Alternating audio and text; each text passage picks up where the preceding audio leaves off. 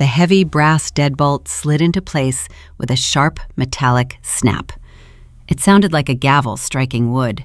I pulled my hand back from the boardroom door and turned to face the long mahogany table.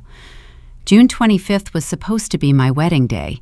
Instead, I stood at the center of the Sterling Agritech Executive Suite in layers of imported ivory silk, locking myself inside a room with 4 people who thought they had already destroyed me. Julian sat at the head of the table.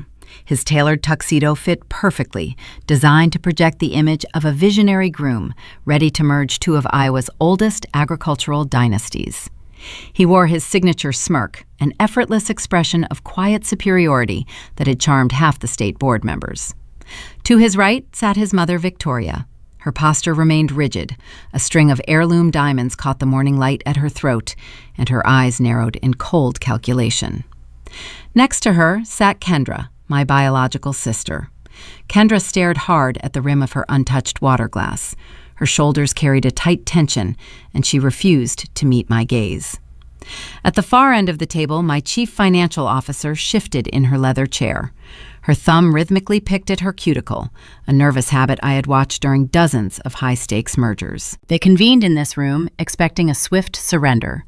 They anticipated a fractured bride, cornered and willing to sign away the Cooper family generational land trust just to save face before the cathedral organ began to play. My name is Drusilla Cooper. I am 32 years old. Welcome to Linda Vengeance. Before I show you how I dismantled the dynasty in my wedding dress, please take a moment to like and subscribe. It helps more than you know. Drop a comment below telling me your age and let me know if you have ever realized the person sleeping next to you was the enemy. I stepped toward the center of the room. The rustle of my heavy train gliding over the plush carpet was the only sound permitted in the space. Stopping opposite Julian, I reached into the hidden pocket I had instructed my tailor to weave into the seam of my gown. My fingers brushed against cold plastic. I drew the prepaid burner phone out and tossed it onto the pristine surface. It slid across the polished wood, stopping mere inches from Julian's interlaced fingers. His smirk vanished. A single sharp crease appeared between his brows as he stared down at the dark screen. "The wedding is canceled," I stated. My voice held the icy, measured cadence I reserved for hostile negotiations. "But the corporate acquisition is just beginning." Victoria placed a palm flat on the table. Her knuckles turned white. "Drusilla, unlock that door this instant. You are having an episode." "I am executing a strategy," I corrected. I watched Julian's eyes dart from the cheap plastic device back to my face. The realization dawning in his gaze tasted like pure vintage. To understand how a bride transforms her own wedding morning into a clinical execution, we must turn the clock backward. 72 hours ago, I believed I was marrying a partner. I had no idea I was sharing a bed with the architect of my family's ruin. It started on a Tuesday morning in Julian's downtown Des Moines penthouse. The air smelled of his expensive bergamot cologne and dark roast coffee. Julian was running late for a corporate retreat. He grabbed his briefcase, kissed my cheek, and rushed out the door to catch his private car. He left something crucial behind. His smartwatch rested on the marble kitchen island, charging on its sleek magnetic dock. Julian never left his watch. It was the digital key to his biometric locked study, a room I was never allowed to enter. My chest tightened. A quiet alarm bell rang in the back of my mind. We had been arguing for weeks about my father's sudden illness and Julian's insistence that I grant him temporary control of my company shares to reduce my stress. His timing felt too calculated. I picked up the watch. The metal felt cold against my palm. I walked down the long hallway to the study. I held the watch face near the scanner plate on the door. A soft green light blinked, and the heavy door clicked open. The room was sparse, dominated by a dark oak desk. I walked over and pulled the top right drawer. Locked. I held the watch near the hidden scanner under the desk lip. Another click. The drawer slid open. I expected to find extra silk ties, or perhaps private financial ledgers. I found a thick stack of notarized legal documents. My hands began to shake. I picked up the top packet. The header read, Cooper Generational Land Trust, transfer. I flipped to the signature page. My breath caught in my throat. My father's signature sat on the bottom line in blue ink. Silas Cooper. I stared at the date next to his name. June 2nd. June 2nd was the exact day my father was rushed to the private clinic for a mild stroke. He had been heavily sedated, unable to speak, let alone consent to transferring the entirety of our family's farmland into a shadow holding company controlled by Julian. The signature was a flawless forgery. A small black burner phone rested at the bottom of the drawer.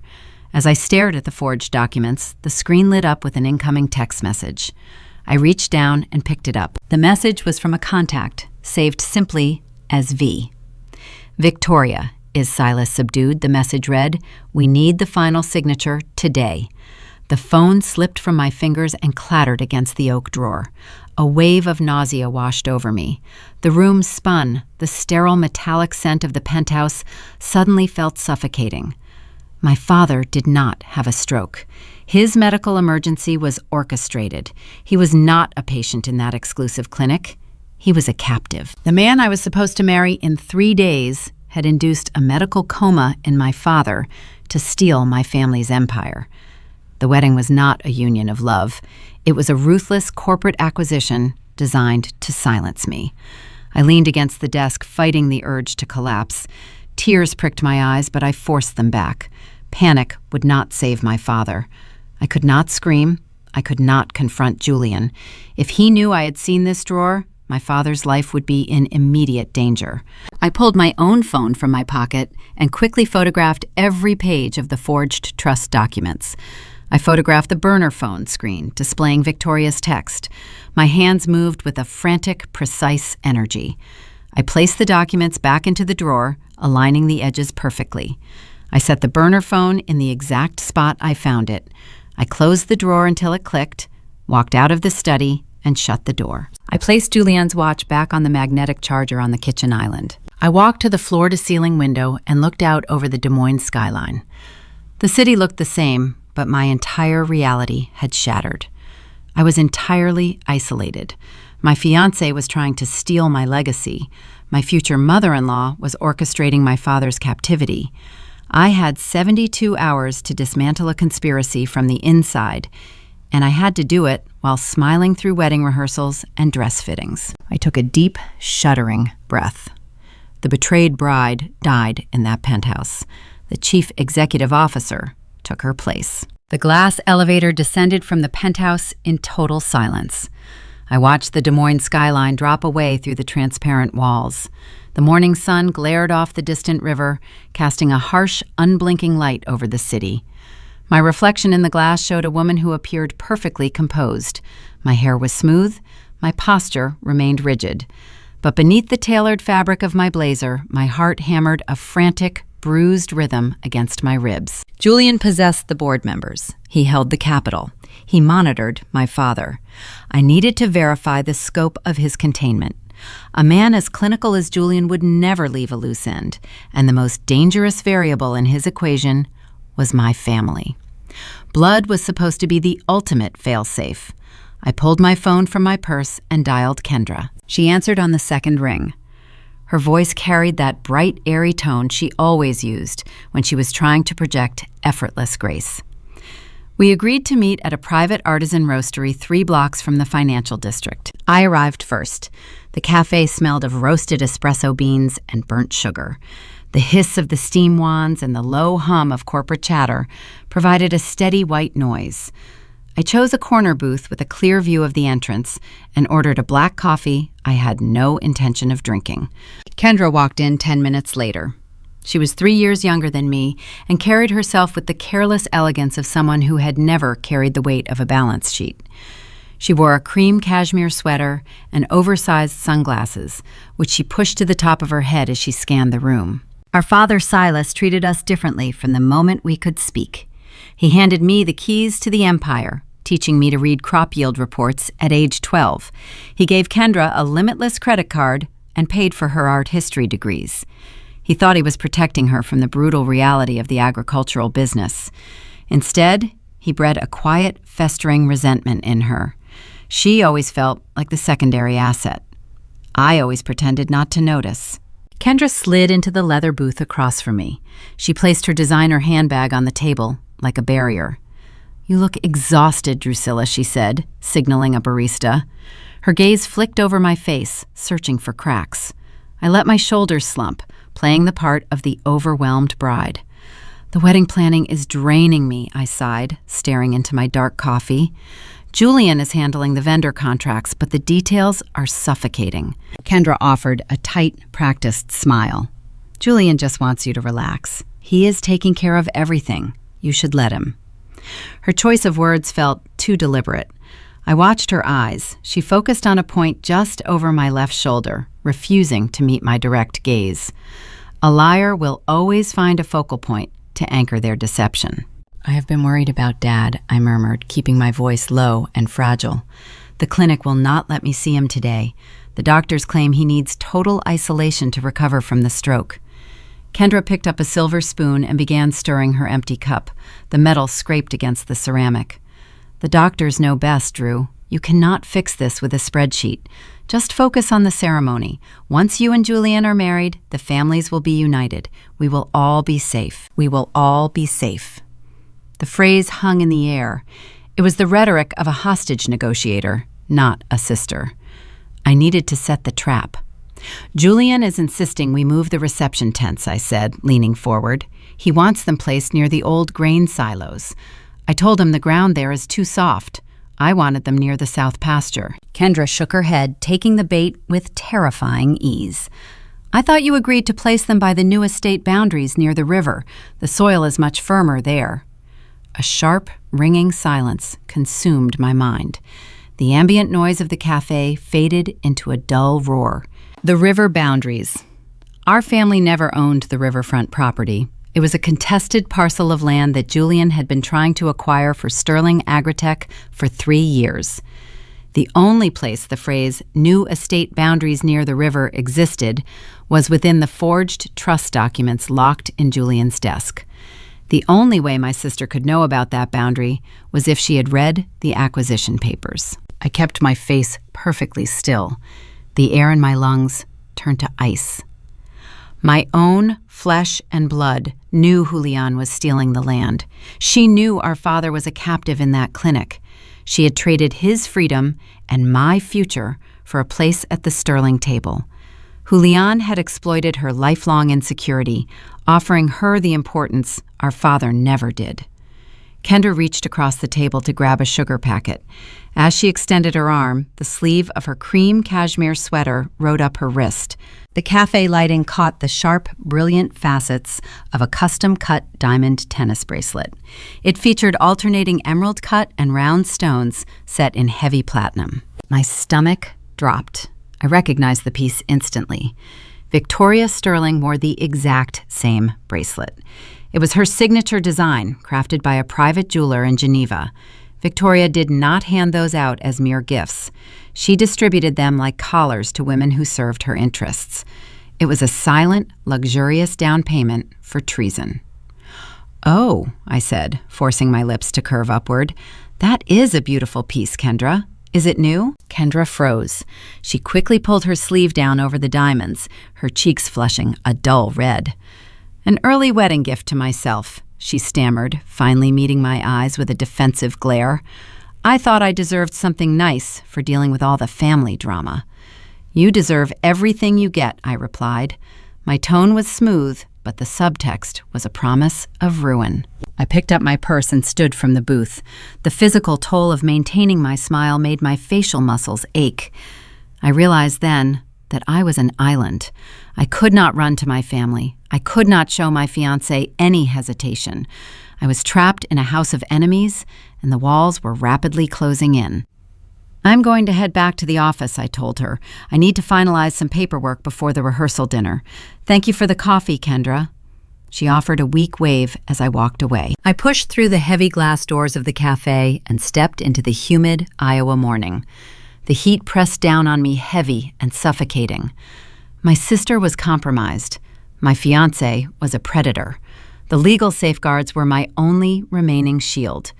If the Sterling family planned to forge my father's signature and absorb the Cooper Trust, they needed the original deeds. I needed to see Harrison Caldwell. Harrison had been our family attorney for 30 years. He drafted the original trust and held the true power of attorney in his fireproof vault. He was the only man who could legally block Julian's forged documents. I walked briskly to my car parked along the busy street. I unlocked the door and slid into the driver's seat, gripping the leather steering wheel until my knuckles turned stark white. I took 3 deep breaths, forcing the panic down into a dark, locked box in my mind. I turned the key in the ignition. As the engine roared to life, I glanced up into the rearview mirror. A matte black utility vehicle pulled out of a loading zone 2 car lengths behind me. The windows were heavily tinted, but the morning sun caught the glint of a silver parking permit hanging from the rearview mirror. It was a Sterling Agritech security credential. Julian was not just monitoring my father. He was tracking me. The game had shifted from corporate espionage to active evasion. I shifted the car into drive and merged into the heavy downtown traffic. I had to reach Harrison Caldwell and secure those documents before Julian realized I knew the truth. The rearview mirror reflected the matte, dark utility vehicle staying exactly 2 car lengths behind my bumper. I navigated the dense late-morning traffic along Grand Avenue. My pulse hammered a steady rhythm against my throat, yet my hands rested lightly on the leather steering wheel. Panicking on the road would only signal to Julian's surveillance team that I knew they were watching. I needed to lose the escort without raising suspicion. I signaled a lane change, drifting behind a sprawling municipal bus, letting its bulk obscure my sedan. As the traffic light flashed yellow at the next intersection, I pressed the accelerator hard, slipping through the crosswalk just before the opposing traffic surged forward. The dark vehicle remained trapped on the other side of the intersection. I exhaled a slow, measured breath. The reprieve would be brief. I routed my car into the subterranean parking garage of the towering glass structure housing Caldwell and Associates. Harrison Caldwell had managed my family's legal affairs since I was a toddler. He drafted the original trusts. He guided my father through turbulent market crashes. He sat at our dining table during Thanksgiving dinners. If there was one man in Iowa who held the authority to halt a hostile takeover, it was Harrison. He kept the original, untampered deeds locked in his private, fireproof vault. The elevator ride to the 42nd floor felt agonizingly slow. When the polished steel doors parted, the reception area greeted me with an eerie, unsettling silence. The receptionist desk sat vacant. The usual hum of paralegals reviewing contracts and phones ringing had vanished. Instead, cardboard moving boxes lined the hallway. The scent of ozone and burnt paper hung thick in the air. This was not a firm operating business as usual. This was an office in the process of rapid liquidation. I walked past the empty cubicles toward the senior partner suite at the end of the corridor. The heavy oak door stood slightly ajar. The grinding mechanical whine of a heavy-duty commercial shredder echoed from within. I pushed the door open. Harrison stood near the corner window, feeding thick sheaves of ivory parchment into the steel teeth of the machine. He wore his usual charcoal suit, but his posture lacked its customary rigid authority. He looked older. He looked compromised. "Harrison," I said, my voice sliced through the mechanical noise. He flinched, dropping a stack of folders onto the carpet.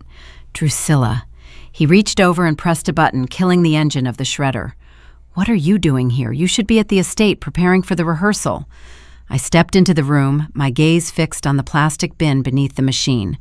The destroyed ribbons of paper bore the distinct watermark of Cooper agricultural contracts. "What are you destroying?" He sighed, removing his spectacles and pinching the bridge of his nose. "Routine file purging. Your father requested a modernization of our records before he fell ill. We are digitizing the archives." "My father never trusted digital records," I replied, closing the distance between us. "He demanded physical copies for every land acquisition since 1998. Where is the original master deed? I need to invoke the medical power of attorney." Harrison shook his head. His eyes darted toward the mahogany desk, specifically the multi-line telephone sitting near his leather portfolio. Silas is incapacitated, Drusilla. The trust explicitly designates Julian as the acting conservator in the event of a sudden health crisis. We updated the terms last month. You updated the terms based on forged signatures I stated. The temperature in the room plummeted. I locked eyes with the man who had known me my entire life. You helped Julian rewrite the boundaries of the riverfront property. You handed him the keys to the empire while my father lay drugged in a private clinic. Harrison took a defensive step backward. You are under immense stress. Julian warned me you might suffer a paranoid reaction. The wedding pressure is clouding your judgment. He reached for the telephone. I'm going to call his private security team to escort you home. You need rest. As his arm extended toward the receiver, his suit jacket sleeve retracted. The morning light filtering through the floor-to-ceiling windows caught the unmistakable gleam of polished platinum. A heavy, limited-edition chronometer rested on his left wrist. The watch featured a distinct sapphire face and a custom-engraved bezel. It was the signature corporate gift Sterling Agritech bestowed upon newly acquired board members. Julian did not just bribe my sister. He had purchased my family's legal guardian. The depth of the treason paralyzed me for a fraction of a second. Then survival instinct took over. Harrison lifted the phone receiver, his finger hovering over the speed dial button. I lunged forward. I did not grab the phone. I bypassed him entirely, dropping to my knees beside the commercial shredder. I seized the thick black power cord and yanked it from the wall outlet. The machine died with a final groaning whine. "Stop it," Harrison shouted, dropping the phone. He reached down to grab my shoulder.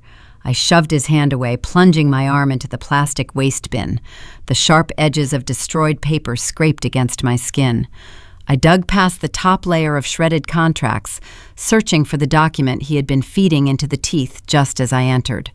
My fingers closed around a thick piece of cardstock that had only been partially consumed.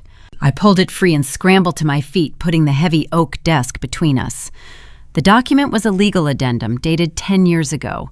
Most of the text was gone, but the surviving paragraph contained a routing number and a specific reference to a secondary undocumented safety deposit box at the Central Financial Reserve downtown. Harrison was not just destroying the main deeds, he was erasing the map to my father's hidden contingencies. "You have no legal standing," Harrison sneered, abandoning his uncle persona. His face twisted into an expression of pure corporate survival. "Without the original power of attorney, no judge will hear your case. Julian holds the board. He holds the capital. He holds your sister. You are a chief executive without a company. Walk down the aisle, Drusilla. It is the only way you survive this transition." I clutched the torn addendum to my chest. I do not plan to survive a transition, Harrison. I plan to orchestrate an execution. A soft chime echoed from the hallway. The private elevator had reached the 42nd floor. The heavy steel doors parted, revealing two men in dark suits. They moved with the silent, predatory grace of private fixers. Julian had sent them. The dark utility vehicle from the street had pinpointed my location before I lost them in traffic. "Drusilla is in here," Harrison called out, pointing toward the suite door. "She is unstable. Restrain her." I did not hesitate. I spun around, sprinting toward the rear of the suite. Harrison had a private exit leading to the fire stairs, a perk of senior partnership. I hit the crash bar with my shoulder. The heavy metal door swung open, revealing the dim, concrete stairwell. I slipped through the threshold just as the fixers burst into the office behind me. The heavy fire door slammed shut, echoing like a gunshot in the enclosed space. I took the concrete stairs two at a time, my sensible heels clicking rapidly against the stone. My lungs burned. The legal system was a dead end. Julian had weaponized the courts, the lawyers, and my own blood against me. I reached the subterranean parking level, sprinting past the rows of luxury vehicles. The fixers would be monitoring my car. I abandoned it. I slipped through a side service exit, emerging into the humid, glaring heat of a busy downtown alleyway. I leaned against the brick wall, gasping for breath, clutching the shredded piece of cardstock. The routing number glared up at me. The Central Financial Reserve was my final hope. I had to access that undocumented vault before Julian froze the remaining legacy accounts. I had no lawyer, no family, and no vehicle. But I possessed a destination, and I knew the security architecture of the central bank better than any hacker in the state. I straightened my blazer, stepped out of the alley, and began to walk toward the financial district. The heat radiating from the pavement seeped through the thin soles of my shoes as I walked the final 3 blocks to the Central Financial Reserve. The imposing limestone facade of the building loomed at the intersection of Locust and 6th, projecting an aura of impenetrable security. My grandfather helped finance the construction of this reserve in the late 1970s, insisting on a fortress to protect the region's agricultural wealth. Now, I needed to breach it. I smoothed the lapels of my blazer and walked through the revolving glass doors. The air conditioning hit my skin, a stark contrast to the oppressive Iowa humidity outside. The lobby buzzed with the hushed, polite murmurs of wealth management. I crossed the polished marble floor and approached an available teller station. The clerk, a young man with a crisp collar and a silver name tag, offered a practiced smile. "Good afternoon," he said. "How may I assist you today?" I slid my platinum identification card across the counter. "I need immediate access to my family safety deposit box," I told him, keeping my voice even. He tapped the edge of the card against his keyboard and inserted it into the reader. He began typing my credentials. I watched his reflection in the dark glass of the security partition. A second later, the ambient blue glow of his monitor shifted to a stark, glaring crimson. His practiced smile vanished. He leaned closer to the screen, his brow furrowing. He typed another sequence. The red warning banner remained. "I am sorry, Miss Cooper," he murmured, lowering his voice to a discreet whisper. "The system indicates your profile is restricted. A full freeze has been placed on all accounts associated with your name." "Who authorized the freeze?" I asked, my tone betraying nothing. He swallowed hard. "The Conservative Party listed on your file, a Mr. Julian Sterling. The note indicates the freeze is a protective measure pending an ongoing investigation into severe identity theft." Julian had moved faster than I anticipated. He framed my erratic behavior as the actions of a victim, locking me out of my own resources while appearing to be the protective fiancé. He weaponized my own wealth against me. "Thank you for checking," I replied, picking up my card. "I will contact Mr. Sterling to resolve the misunderstanding." I turned away from the counter and walked slowly toward the main exit. I felt the gaze of the security guards tracking my movements. Julian expected me to leave the building defeated and penniless. He relied on the assumption that I would respect the digital barricades he erected. He forgot one crucial detail. 5 years ago, my firm conducted a comprehensive infrastructure audit for the State Reserve. I knew every digital artery and concrete vein in this building. Instead of pushing through the revolving doors, I veered right, slipping into a narrow corridor designated for maintenance personnel. A heavy biometric door blocked the path to the subterranean levels.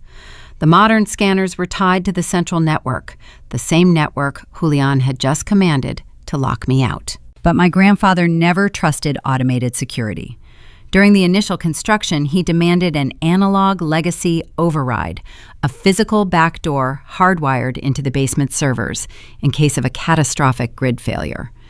I reached beneath the sleek digital scanner plate. My fingertips traced the cold metal casing until I found the hidden latch. I pressed upward. The casing popped loose, revealing an archaic numerical keypad covered in a thin layer of dust. I typed the sequence my father made me memorize on my 18th birthday. The heavy steel door clicked. I pulled it open and slipped into the dim, frigid stairwell. The air smelled of ozone and damp concrete. I descended 3 flights, emerging into the subterranean vault sector. The silence down here was profound, broken only by the low, steady hum of the server banks regulating the climate. I checked my watch. Bypassing the primary security grid would trigger a silent anomaly report in the central control room. Standard protocol dictated a manual inspection within 4 minutes. I had exactly 240 seconds to locate the box, extract the evidence, and disappear. I walked down the long corridor of polished steel compartments, checking the numbers against the torn addendum I recovered from the shredder. Row 80, Section 4, Box 902. I reached the compartment. The secondary lock required a dual key insertion. I pulled the small brass key my father kept hidden in his antique humidor, sliding it into the right slot. I used a simple torsion wrench from my hairpin to manipulate the archaic tumblers on the left. The lock gave way with a satisfying clank. I pulled the long metal box from the wall and carried it to a small viewing table in the center of the room. I lifted the lid. There were no stacks of currency, no bearer bonds, no property deeds. The box contained only a thick yellowed envelope sealed with a heavy stamp of red wax. My pulse drummed against my temples. I broke the wax seal, the brittle material snapping under my thumb. I slid the contents onto the steel table. A single sheet of folded parchment and a glossy photograph fell out. I picked up the photograph first. The image was stark and unsettling. It showed a sterile hospital room, dimly lit by fluorescent overheads. My father, Silas, lay in the bed. His skin looked pale, his eyes closed, his breathing tube taped to his cheek. He looked helpless. Victoria Sterling stood next to the bed. She wore a dark trench coat. Her hand gripped my father's shoulder. Her posture was not comforting. It was territorial. She looked down at him with a cold, proprietary sneer. I turned the photograph over. A digital timestamp was printed on the back. May 18th. My lungs tightened. The official medical narrative claimed my father suffered a spontaneous stroke on June 2nd. This photograph proved Victoria had him confined, sedated, and monitored a full 2 weeks before his alleged medical emergency. The stroke was a fabricated cover story to explain his sudden absence from the corporate board. I set the photograph down and unfolded the parchment. The handwriting belonged to my grandfather. The ink was faded, but the deliberate block lettering remained legible. "If you are reading this," the parchment began, "the Sterling debt has finally come due. Do not trust their olive branches.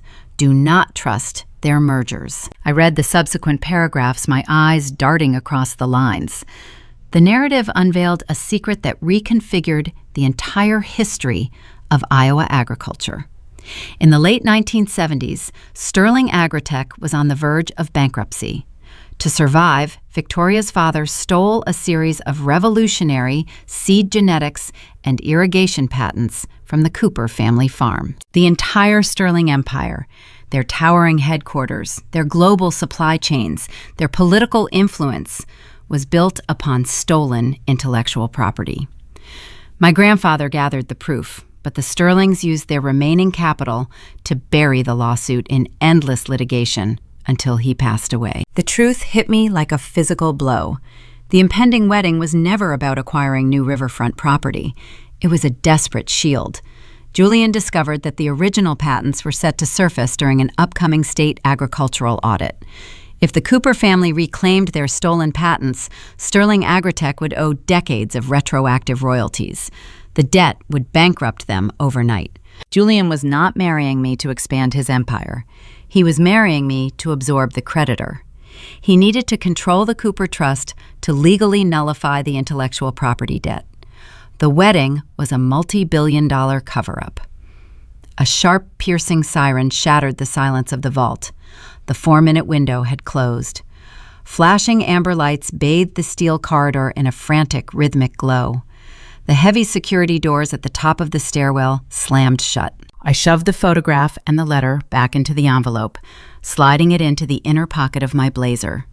I shoved the empty metal box back into the wall slot, locking it, to leave no immediate trace of my entry.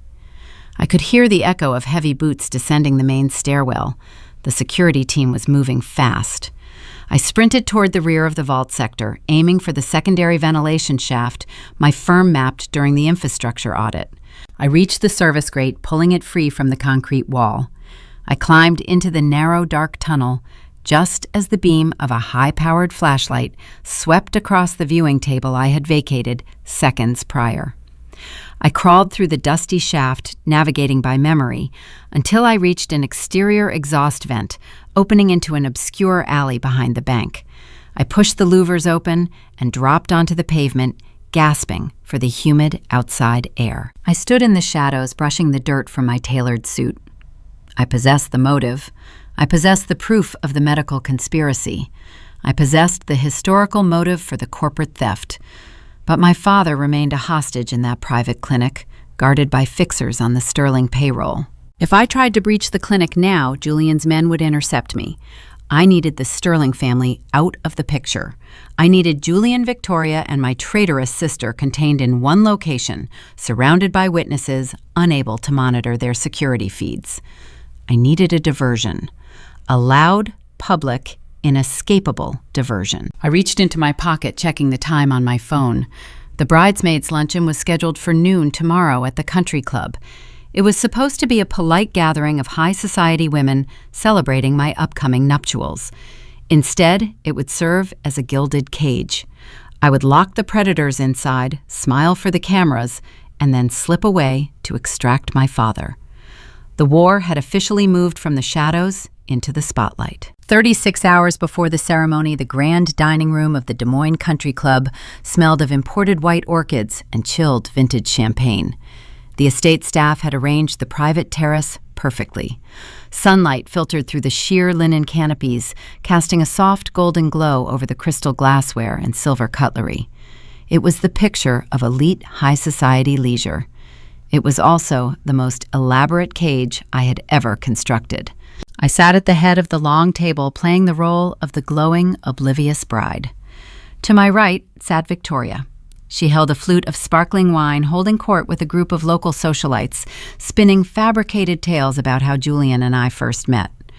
Her smile was sharp, calculated, and entirely hollow. To my left sat Kendra. My sister wore a designer silk dress that cost more than a standard farm worker earned in a year. She picked at a plate of seasonal fruit, her eyes darting nervously around the room. She was wearing the diamond tennis bracelet again, though she kept her wrist angled downward, hiding the jewels beneath the edge of the tablecloth. Directly across from me sat my chief financial officer. I had recruited her 3 years ago from a prominent Chicago firm, trusting her with the most sensitive ledgers of the Cooper agricultural empire. She possessed a brilliant analytical mind. Now she was using that intellect to help Julian dismantle my legacy from the inside. She raised her glass in a silent toast, her eyes conveying a practiced warmth that made my stomach turn. They were all here, gathered in one place, sipping expensive wine, confident in their impending victory. I needed them anchored to this terrace. Julian relied heavily on digital surveillance, tracking my location through the GPS transponder in my smartphone. He expected me to spend the next 3 hours trapped in tedious conversation about floral arrangements and seating charts. I intended to give him exactly what he wanted. I unclasped my pearl-embellished clutch and withdrew my phone. I tapped the screen, ensuring the location services remained active. I placed the device back inside the small bag and set it deliberately in the center of the table, right next to a towering centerpiece of white lilies. My digital ghost was now secured.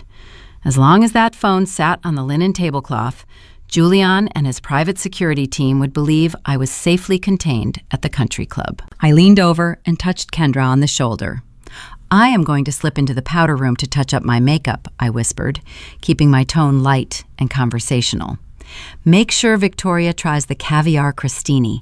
The chef prepared them specifically for her." Kendra nodded, offering a tight, anxious smile. "Take your time, Drusilla. I will keep her entertained." I stood from the table, smoothing the skirt of my tailored designer day dress. I walked away from the sunlit terrace, moving at a measured, unhurried pace. I passed the string quartet playing a soft classical melody near the entrance. I smiled at the country club manager, offering a polite nod. I maintained the facade until I pushed through the heavy wooden doors leading to the interior hallway. The moment the doors closed behind me, my posture shifted. The smiling bride vanished. I bypassed the luxurious guest restrooms entirely, turning down a narrow, unadorned corridor designated for facility employees. The plush carpet transitioned to cold linoleum. The scent of expensive perfume faded, replaced by the sharp odor of industrial cleaning supplies and roasting meats. I entered the bustling main kitchen. Line cooks shouted orders over the roar of the exhaust hoods. Waitstaff rushed past, balancing silver trays. No one paid any attention to a woman walking briskly through their chaotic workspace. I navigated the maze of stainless steel prep stations and reached the rear loading dock. I pushed the heavy metal exit door open and stepped into the humid Iowa afternoon. A line of delivery trucks idled near the dumpsters. Parked behind a stack of wooden pallets was a nondescript, generic gray sedan. I had paid a junior valet $200 in cash that morning to leave the vehicle in this exact spot with the keys tucked under the driver's side floor mat. I opened the door and slid into the driver's seat. I reached into a duffel bag resting on the passenger side and pulled out a dark, shapeless trench coat, pulling it on over my elegant dress. I tied my hair back into a tight, severe knot and slipped on a pair of oversized dark sunglasses. My reflection in the rearview mirror was unrecognizable. I was no longer an elite heiress. I was a ghost. I started the engine and drove away from the country club, leaving my traitors behind, blinded by champagne and arrogance. The private rehabilitation clinic sat on the remote outskirts of the city, hidden behind a dense perimeter of tall pine trees. There were no prominent signs, only a discreet wrought iron gate and a small security kiosk. This facility catered exclusively to ultra-wealthy clients requiring extreme discretion. It was the perfect place to hide a stolen patriarch. I parked the gray sedan in the overflow visitor lot, far from the main entrance. I retrieved a forged identification badge from the duffel bag. It belonged to a former medical contractor who had consulted for my company earlier that year. The ID featured a generic medical insignia and a magnetic strip that I had personally recoded to mimic standard vendor access. I walked toward the side entrance, keeping my head down. I swiped the badge against the card reader. The light blinked green. The glass door clicked open. I stepped into the sterile, climate-controlled hallway. The air smelled intensely of antiseptic and bleached cotton. The VIP wing was located on the third floor, secured by a secondary checkpoint. I bypassed the central elevators, opting for the concrete stairwell to avoid the security cameras positioned in the main lobbies. My breathing grew shallow as I climbed the stairs. Every footstep echoed against the painted concrete walls. I reached the third-floor landing and cracked the door open, peering down the long, immaculate corridor. The nursing station sat empty. The staff in this wing had been replaced by private contractors directly on the Sterling payroll. They were not healers, they were wardens. I moved swiftly down the hall, checking the room numbers against the medical ledger I had accessed during my digital audit of Julian's files. Room 314. I grasped the metal handle and pushed the door open, slipping inside and closing it silently behind me. The room was shrouded in shadow. Heavy blackout curtains blocked the afternoon sun. The only illumination came from the rhythmic, glowing pulses of the cardiac monitors beside the bed.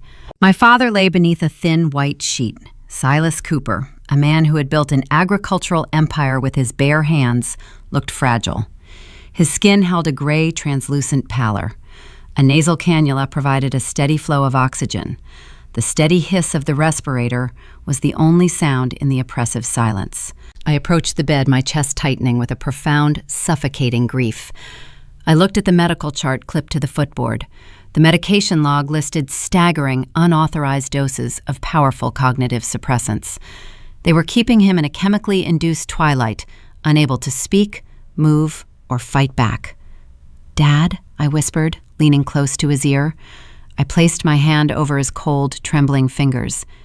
"Dad, it is Drusilla. I am here." His eyelids fluttered. The heavy sedatives fought against his consciousness. He let out a low, ragged breath. His eyes opened glassy and unfocused, searching the dim room until they locked onto my face. A spark of recognition flared in his pupils. He tried to speak, but his voice failed, reduced to a dry, raspy wheeze. His fingers weakly curled around my hand. He pressed something small, hard, and metallic into my palm. I opened my hand. It was a small, tarnished brass key. It belonged to an archaic row of employee lockers in the basement of our original abandoned farm property. It was the final puzzle piece. the location of the physical analog evidence that Julian could never erase. I squeezed his hand. "I have the key," I whispered. "I am getting you out of here. I just need to unhook these monitors." I reached for the intravenous line connected to his wrist. Behind me, the heavy wooden door of the hospital room clicked. The deadbolt slid into place with a loud, final thud. The lock engaged from the outside. I froze, my hand hovering over the medical tubing. A tall shadow detached itself from the darkness of the adjoining bathroom. The man stepped into the dim light of the medical monitors. He wore a sharp, dark suit, moving with the silent, predatory grace of a professional problem solver. He was Julian's lead fixer, the same man who had stormed the law office hours earlier. He crossed his arms, blocking the only exit. A cruel, knowing smile spread across his face. "You really thought leaving your phone next to a flower arrangement would fool us?" he asked, his voice a low, threatening rumble. "Mr. Sterling sends his regards, Drusilla. The wedding is still on. But I am afraid the bride is going to suffer a tragic, unexpected accident before the rehearsal dinner." The trap had snapped shut. I was locked in a soundproof room with a captive father and a corporate assassin miles away from anyone who knew my true location. The air grew thin. The hum of the medical machines felt deafening. The real war was about to begin. The man blocking the hospital room door moved with the calculated grace of a predator. His dark suit was tailored to conceal the distinct lines of a shoulder holster. I recognized him immediately. His name was Mercer. He operated as Julian's personal shadow, handling the delicate, unsavory tasks that Sterling Agritech could never put on an official corporate invoice. Mercer took a slow step forward. The soles of his expensive leather shoes made no sound against the sterile linoleum floor. "You are a long way from the country club," Drusilla, Mercer said. His voice was a low baritone, designed to project authority and instill panic. "The catering staff is probably wondering why the bride missed the toast." I turned away from my father's bed, placing my own body between his frail frame and the encroaching threat. I did not scream. I did not reach for a makeshift weapon from the medical tray. Physical confrontation with a trained operative would end with 2 casualties. "What is the narrative Julian instructed you to construct?" I asked. My tone remained flat, stripping the fear from the room. Mercer tilted his head, a genuine flicker of amusement crossing his rigid features. A tragic medication error. An overwhelmed heiress buckling under the pressure of an impending high-profile wedding slips into a restricted medical wing. She attempts to self-medicate from a supply cart and suffers a fatal chemical interaction. It is a clean story. The board of directors will mourn your passing, and Julian will inherit the grief and the voting rights. The cold precision of the plan chilled my blood, yet it verified everything I suspected about Julian's sociopathy. He viewed my life as a mere obstacle on a balance sheet. I reached into the inner pocket of my trench coat. Mercer instantly tensed his right hand, drifting toward the lapel of his jacket. "Relax, Mercer," I instructed, keeping my movements slow and deliberate. "I am drawing a weapon you cannot shoot." I pulled my smartphone from the pocket and tapped the screen. I opened the encrypted photo gallery and rotated the device, holding it up so the harsh fluorescent lights illuminated the display. The first image showed Victoria Sterling standing over my sedated father, a date stamp proving she orchestrated his captivity weeks before the alleged stroke. I swiped to the next image, the forged trust documents bearing my father's copied signature. Mercer studied the screen. His expression remained passive. "You think Julian cares about a few photographs?" he asked, feigning indifference.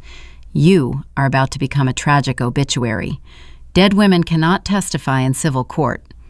I swiped to the third image. It was not a photograph of Sterling crimes. It was a dense, highly detailed spreadsheet I had constructed over the past 6 months. "Julian does not care," I agreed. "But you do." I read the text on the screen aloud. "Account ending in 4829. Cayman Islands, Central Registry. Shell Company designation, Apex Logistics. Account ending in 7104. Shell National Reserve. Shell designation, Vanguard Security Solutions." Mercer stopped advancing. The quiet amusement vanished from his eyes, replaced by a cold, sharp intensity. Last year, during the preliminary merger audits, I found a minor structural discrepancy in the Sterling auxiliary ledgers, I explained. I traced it. It took me 4 months of quiet, relentless digging. I found your entire financial architecture, Mercer. I found the bribes. I found the wire transfers for the intimidation campaigns. I found every cent Julian ever paid you to ruin his competitors. You are bluffing, he stated, though his voice lacked its previous conviction. Am I countered.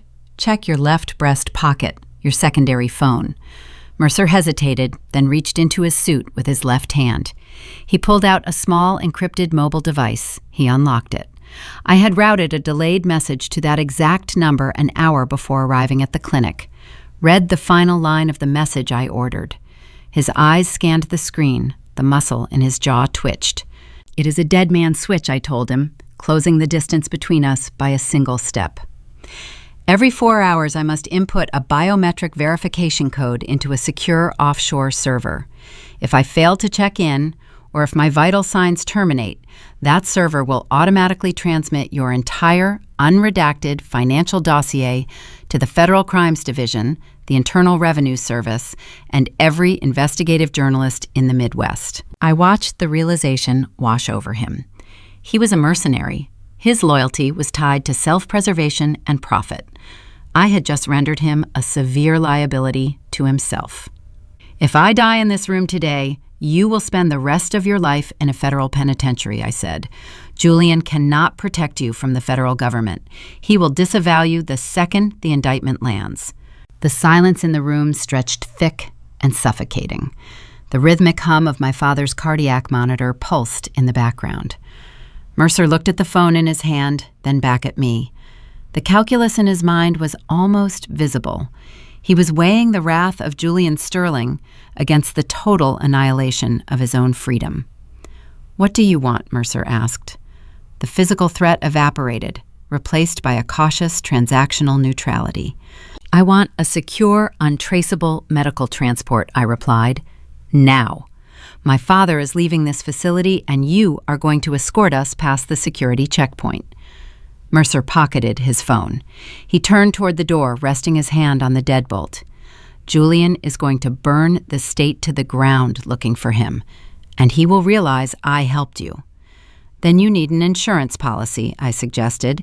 "Give me something I can use to destroy Julian before he can focus on you." Mercer paused, his hand still resting on the lock. "Victoria keeps a physical master ledger. It details every illegal acquisition, every bribe, every piece of stolen intellectual property from the last 20 years. She does not trust digital cloud storage." "Where is it?" I demanded. "Sterling Agritech Corporate Headquarters," Mercer replied. "Top floor, executive suite. There is a biometric wall safe hidden behind the large oil painting of Julian's grandfather. Victoria is the only one who can open it, but the safe has a manual maintenance override code. "Give me the code," I said. Mercer recited a 10-digit alphanumeric sequence. I committed it to memory instantly. My mind cataloged data with lethal precision. He threw the deadbolt and pulled the heavy door open. Let us move him. We worked in rapid, tense silence. Mercer possessed the clinical efficiency of a trained operative. He disconnected the heavy clinic monitors, swapping my father onto a portable, battery-operated oxygen array. We transferred Silas onto a collapsible gurney. I pushed the gurney into the hallway while Mercer took the lead, running interference. We bypassed the main passenger elevators, utilizing a service lift designated for medical waste removal. The descent to the ground floor felt agonizingly slow. I kept my hand resting on my father's shoulder, feeling the faint, fragile rise and fall of his chest. The service doors opened onto a secluded loading bay. A private medical transport van idled near the perimeter fence. Mercer engaged the driver, flashing a specialized security badge that cleared the vehicle for immediate departure. We loaded the gurney into the back of the transport. The paramedic inside asked no questions, his silence undoubtedly purchased long before this moment. I climbed into the rear compartment, pulling my trench coat tight around my shoulders. I looked down at Mercer, standing on the concrete loading dock. "Disappear, Mercer," I told him. He offered a curt nod, turning and walking back into the shadows of the facility. The transport van lurched forward, navigating the winding exit road and merging onto the quiet county highway. The oppressive, sterile air of the clinic faded, replaced by the scent of diesel and worn vinyl upholstery. I watched the dense pine trees blur past the tinted windows. My father was secure. The immediate physical threat was neutralized. The master ledger sat in a corporate tower, waiting for me to claim it. I reached into my pocket and retrieved my smartphone to check the time. As the screen illuminated, a sudden, fierce vibration startled me. Then it vibrated again and again. A relentless cascade of notifications began flooding the display. News alerts, urgent emails from my board of directors, missed calls from local journalists. I tapped the top notification, opening a prominent financial news blog. A high-resolution image of my face dominated the screen. The headline hit me like a physical strike. Agritech heiress Drusilla Cooper suffers severe breakdown. Impending Sterling merger in jeopardy as bride abandons rehearsal festivities. I scrolled down the page. The article was a masterpiece of corporate sabotage. It detailed fabricated witness accounts of my erratic, paranoid behavior at the country club. It claimed I had been hallucinating, accusing my own family of grand conspiracies before fleeing the premises in a manic state. Julian had supplied a heartbreaking quote expressing his deep, agonizing concern for my deteriorating mental health. The smear campaign had launched. Julian discovered I was missing from the luncheon and opted to scorch the earth. He was attempting to destroy my credibility so thoroughly that any truth I revealed would be dismissed as the ravings of a broken woman. The phone in my hand continued to vibrate, a constant physical reminder that my empire was collapsing, while I sat in the back of a moving van. I had to strike the Sterling headquarters tonight, but my face was currently plastered across every media outlet in the state. I was no longer just a betrayed bride. I was a hunted fugitive. The medical transport van navigated the desolate back roads of Polk County, keeping a wide berth from the main interstates and the glaring digital billboards that were undoubtedly broadcasting my alleged psychiatric collapse. I powered down my encrypted secondary device, severing any potential digital breadcrumbs, and slipped it into the pocket of my trench coat.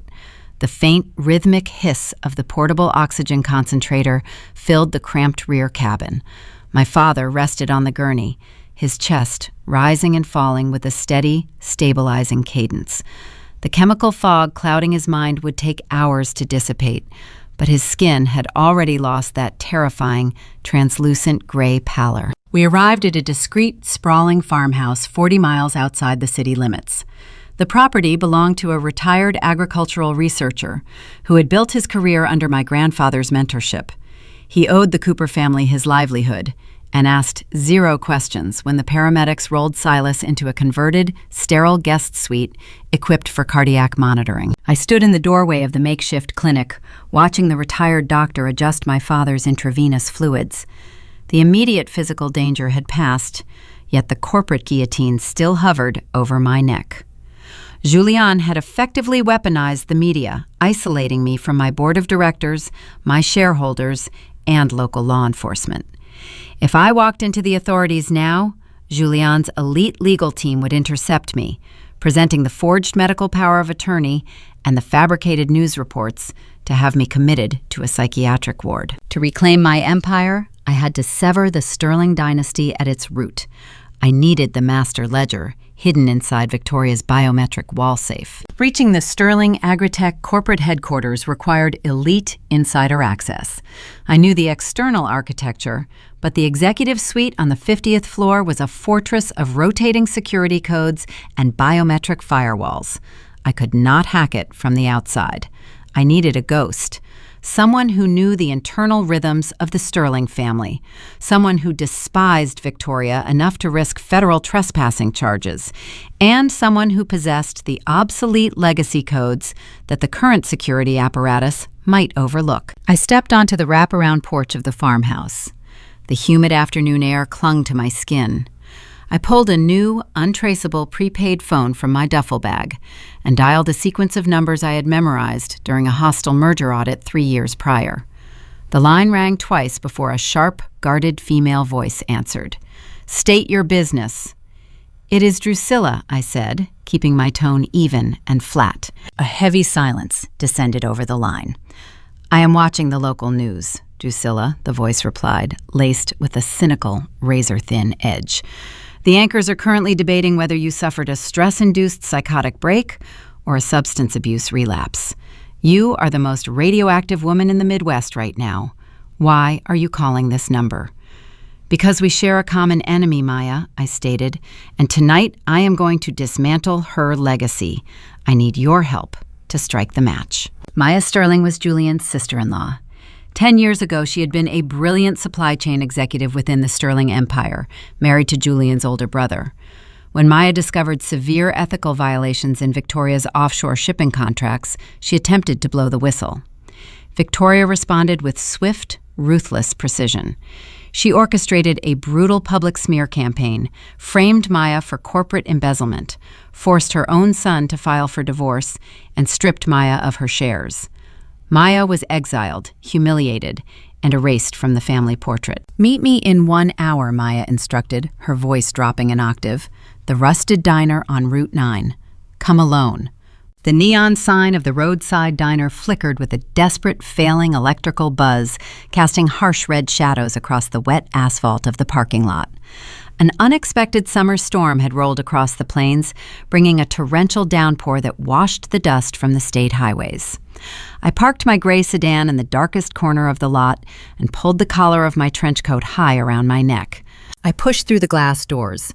The interior smelled of stale grease, burnt coffee, and damp wool. The diner was nearly empty, save for a long-haul trucker asleep in a corner booth and a waitress polishing silverware behind the counter. Maya sat in the furthest booth, her back pressed against the wood-paneled wall, offering her a clear view of both exits. She wore a tailored black raincoat. Her dark hair was pulled into a severe, sleek knot. Her eyes, sharp and calculating, tracked my approach with predatory focus. I slid into the cracked vinyl seat across from her.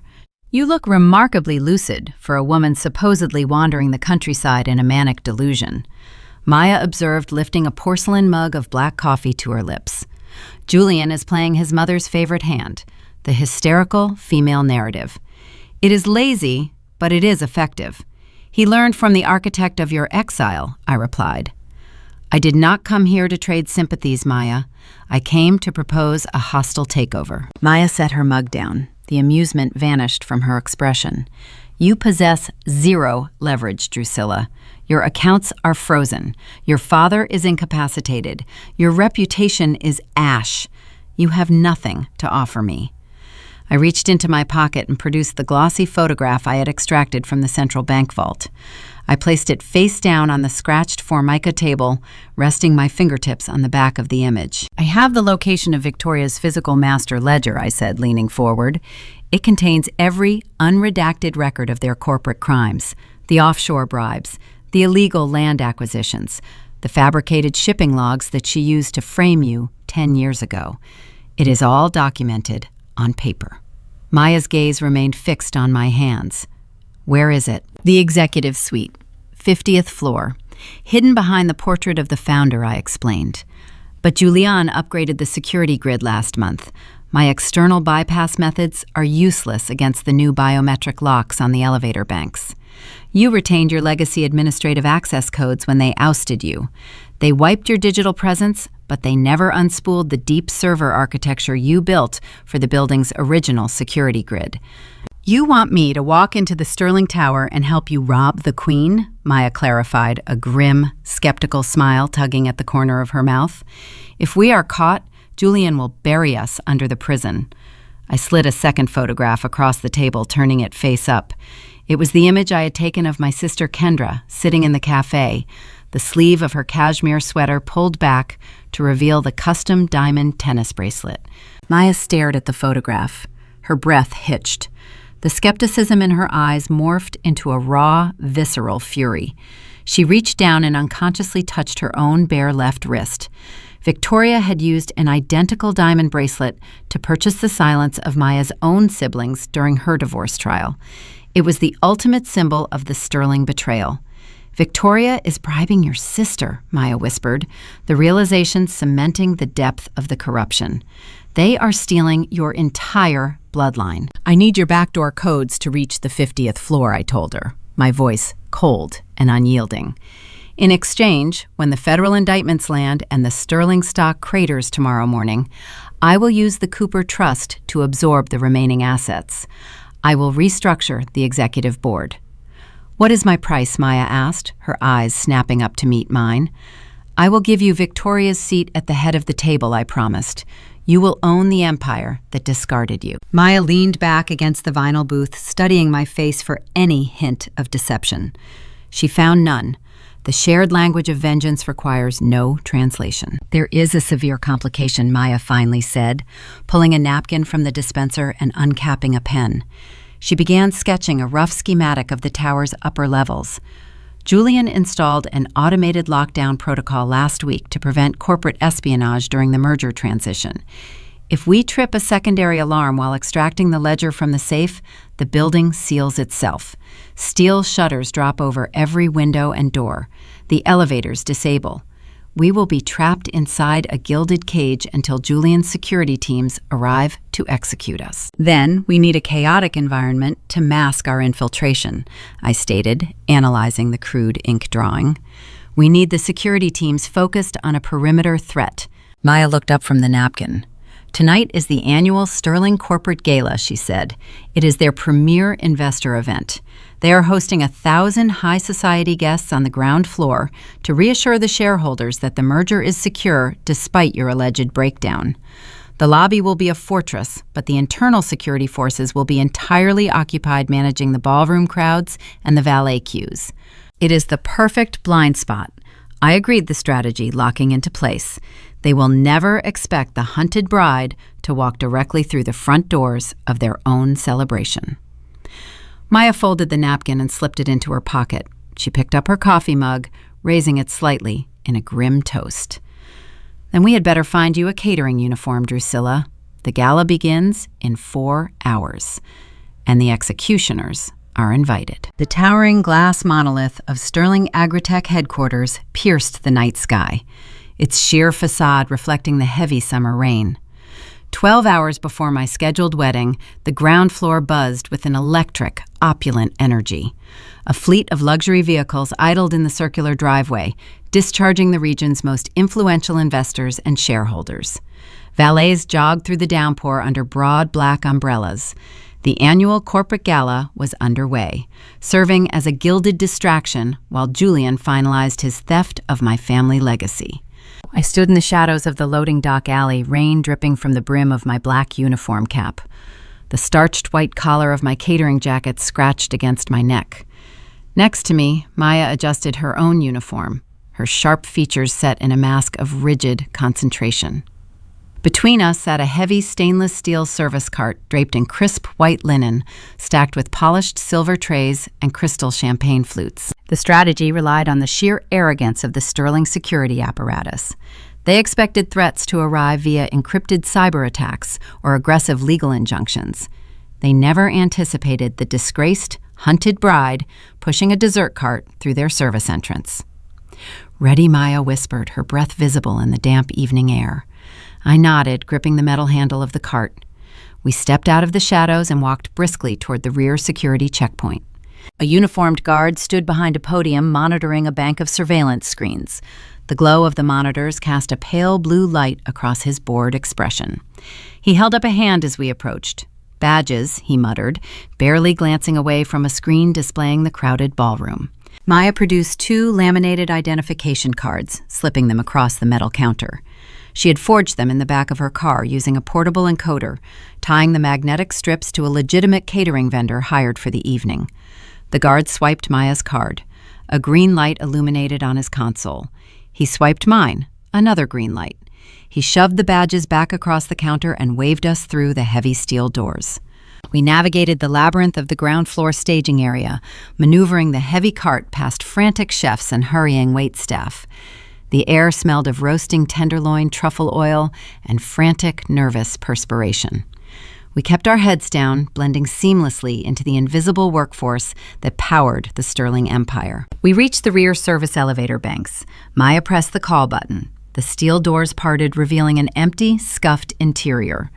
We pushed the cart inside, and the doors slid shut, sealing us in silence. Maya did not press a floor button. Instead, she knelt beside the polished metal control panel.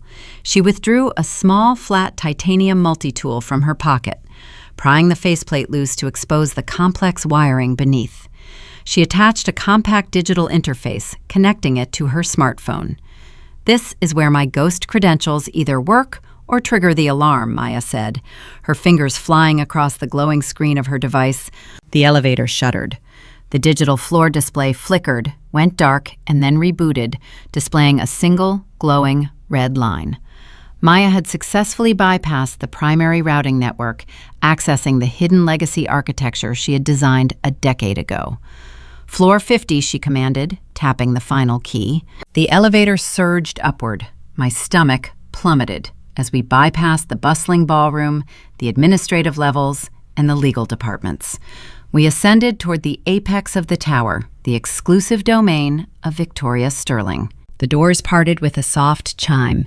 The executive suite stood in total darkness, save for the ambient city light filtering through the expansive floor-to-ceiling windows. The thick plush carpet absorbed our footsteps as we pushed the service cart down the wide corridor. Portraits of Sterling patriarchs lined the walls, their painted eyes seeming to track our intrusion. Victoria's office sat at the far end of the hall, guarded by heavy oak double doors. I pushed them open, stepping into a space that felt more like a throne room than a workspace. The room was chillingly minimalist. A vast obsidian desk dominated the center, flanked by leather chairs. Behind the desk hung a towering oil painting of Julianne's grandfather, gazing sternly over the room. I walked behind the desk, gripping the ornate, gilded frame of the portrait. I pulled it outward. The heavy canvas swung on hidden hinges, revealing a sleek, flush-mounted steel safe embedded directly into the drywall. A biometric thumb scanner glowed with a faint, pulsing blue light. I recalled the alphanumeric sequence Mercer had surrendered in the clinic. 10 digits. I tapped the small keypad beneath the scanner, entering the numbers with precise, unwavering strikes. A heavy, internal, mechanical clank echoed from within the wall. The steel door unlatched, swinging open by a fraction of an inch. I pulled it wide. The safe contained stacks of bearer bonds and velvet jewelry boxes, but I ignored them. My focus zeroed in on a thick, leather-bound ledger resting on the bottom shelf alongside a stack of encrypted hard drives. I grabbed the heavy physical ledger, tossing it to Maya. She caught it immediately, stowing it beneath the linen tablecloth of our service cart. I pulled a secure extraction drive from my pocket, inserting it into the primary port of the safe's server rack to copy the digital backups. A progress bar illuminated on the small screen of my drive. 10%. 20%. The silence of the office shattered. A distinct melodic chime echoed from the hallway. An elevator had just reached the 50th floor. Maya locked eyes with me, her face draining of color. Someone was approaching. I looked at the extraction drive. 60%. I could not pull it without corrupting the files. "Leave it!" Maya hissed, grabbing my arm and pulling me toward the far wall. We shoved the service cart behind a heavy velvet window drape concealing its metallic bulk. We ducked into the expansive executive coat closet, pulling the louvered wooden door shut just as the heavy oak doors of the office swung open. I pressed my back against the wall of the closet, surrounded by the scent of expensive wool, dry-cleaning chemicals, and old leather. I controlled my breathing, forcing shallow, silent inhalations. Through the narrow wooden slats of the door, I possessed a clear view of the obsidian desk. Julian walked into the room. He did not turn on the overhead lights, relying on the ambient glow of the city skyline. He walked toward the desk, loosening the silk bow tie of his tuxedo. He was not alone. A woman followed him into the office, her heels clicking sharply against the hardwood perimeter of the floor. I could not see her face in the shadows, but as she stepped closer to Julian, the subtle, distinct fragrance of sandalwood and citrus drifted into the closet. A sudden violent jolt struck my chest. I knew that perfume. I had smelled it in boardrooms during strategy meetings and across countless late-night coffee runs. She laughed, a low, melodic sound that sealed the horrifying revelation. It was my chief financial officer. Julian reached for her waist, pulling her into a tight embrace. "The merger is holding," he murmured, his lips brushing her neck. "The board is terrified by the press release. They believe she has entirely lost her grip on reality." She rested her hands on his shoulders, tilting her head back. "You played the media perfectly, Julian. The shareholders are panicking. I have the emergency meeting scheduled for tomorrow morning. We will vote to remove Drusilla due to medical incapacity, and I will transfer the remaining liquid assets into the Sterling holding accounts before noon." The depth of the treason paralyzed me. The woman I trusted with the financial lifeblood of the Cooper empire was sleeping with the man attempting to steal it. She had been feeding him my vulnerabilities, my strategies, and my secrets for over a year. The CFO reached into her designer clutch and pulled out a small black device. She tossed it onto the obsidian desk. It was a prepaid burner phone, identical to the one I had found in Julian's penthouse drawer 72 hours ago. "Keep this one active," she instructed, her tone shifting to crisp business. "Victoria wants updates on the father every hour." Julian nodded, picking up the phone. "It is over. We won." They lingered for another moment, sharing a final triumphant kiss before turning and walking out of the office. The heavy oak doors clicked shut behind them. I stood frozen in the dark closet, processing the sheer magnitude of the betrayal. The grief evaporated, replaced by a cold, calculating, tactical rage. I pushed the louvered doors open and stepped back into the office. Maya emerged from behind the velvet drapes, her eyes wide with shock. She had heard every word. I walked to the safe. The extraction drive flashed green, 100%. I pulled the device, slipping it into my pocket, and closed the steel door, pushing the oil painting back into place. I possessed the ledger. I possessed the digital backups. I knew the identity of the final traitor. It was time to burn the empire to the ground. I turned toward Maya, ready to issue the order to retreat. Before I could speak, a piercing, high-pitched siren erupted from the ceiling. The ambient lighting shifted to a pulsing, harsh crimson glare. Heavy steel security shutters began descending rapidly over the floor-to-ceiling windows, sealing the office with a deafening metallic grind. Maya sprinted to the oak doors, grabbing the handle. It did not budge. The magnetic locks had engaged with thousands of pounds of force. The automated lockdown protocol. Maya breathed, staring at the flashing red security panel on the wall. Julian's system detected the data extraction. We are sealed inside. The pulsing crimson light of the security panel washed over the stark executive office, casting long, frantic shadows across the hardwood floor. The heavy steel shutters had descended with terminal finality, sealing the floor-to-ceiling windows. Maya gripped the brass handles of the oak double doors, her knuckles pale as she strained against the magnetic locks. The doors remained immovable. We were entombed on the 50th floor of the Sterling Agritech Tower. Maya stepped back, her breathing shallow and rapid. "The protocol is hardwired into the central mainframe," she whispered, her eyes darting toward the surveillance camera mounted in the corner of the ceiling. "Julian will dispatch the internal security strike team. They will be up here in less than 3 minutes. We are trapped." I did not share her panic. I stood near the obsidian desk, my mind categorizing the variables of our confinement. To defeat a digital fortress, one must leverage the arrogance of its architect. To understand my strategy, we must examine the weapon Julian forged 24 hours earlier, right after he discovered my father was missing from the private clinic. A day prior, Julian realized his primary hostage had vanished. He could not involve local law enforcement to report a kidnapping, because doing so would require explaining why the patriarch of the Cooper family was held under aliases and heavy sedation. Deprived of physical leverage, Julian pivoted to psychological warfare. He launched a coordinated, devastating media assault designed to eradicate my credibility. I watched the destruction from the quiet safety of the farmhouse.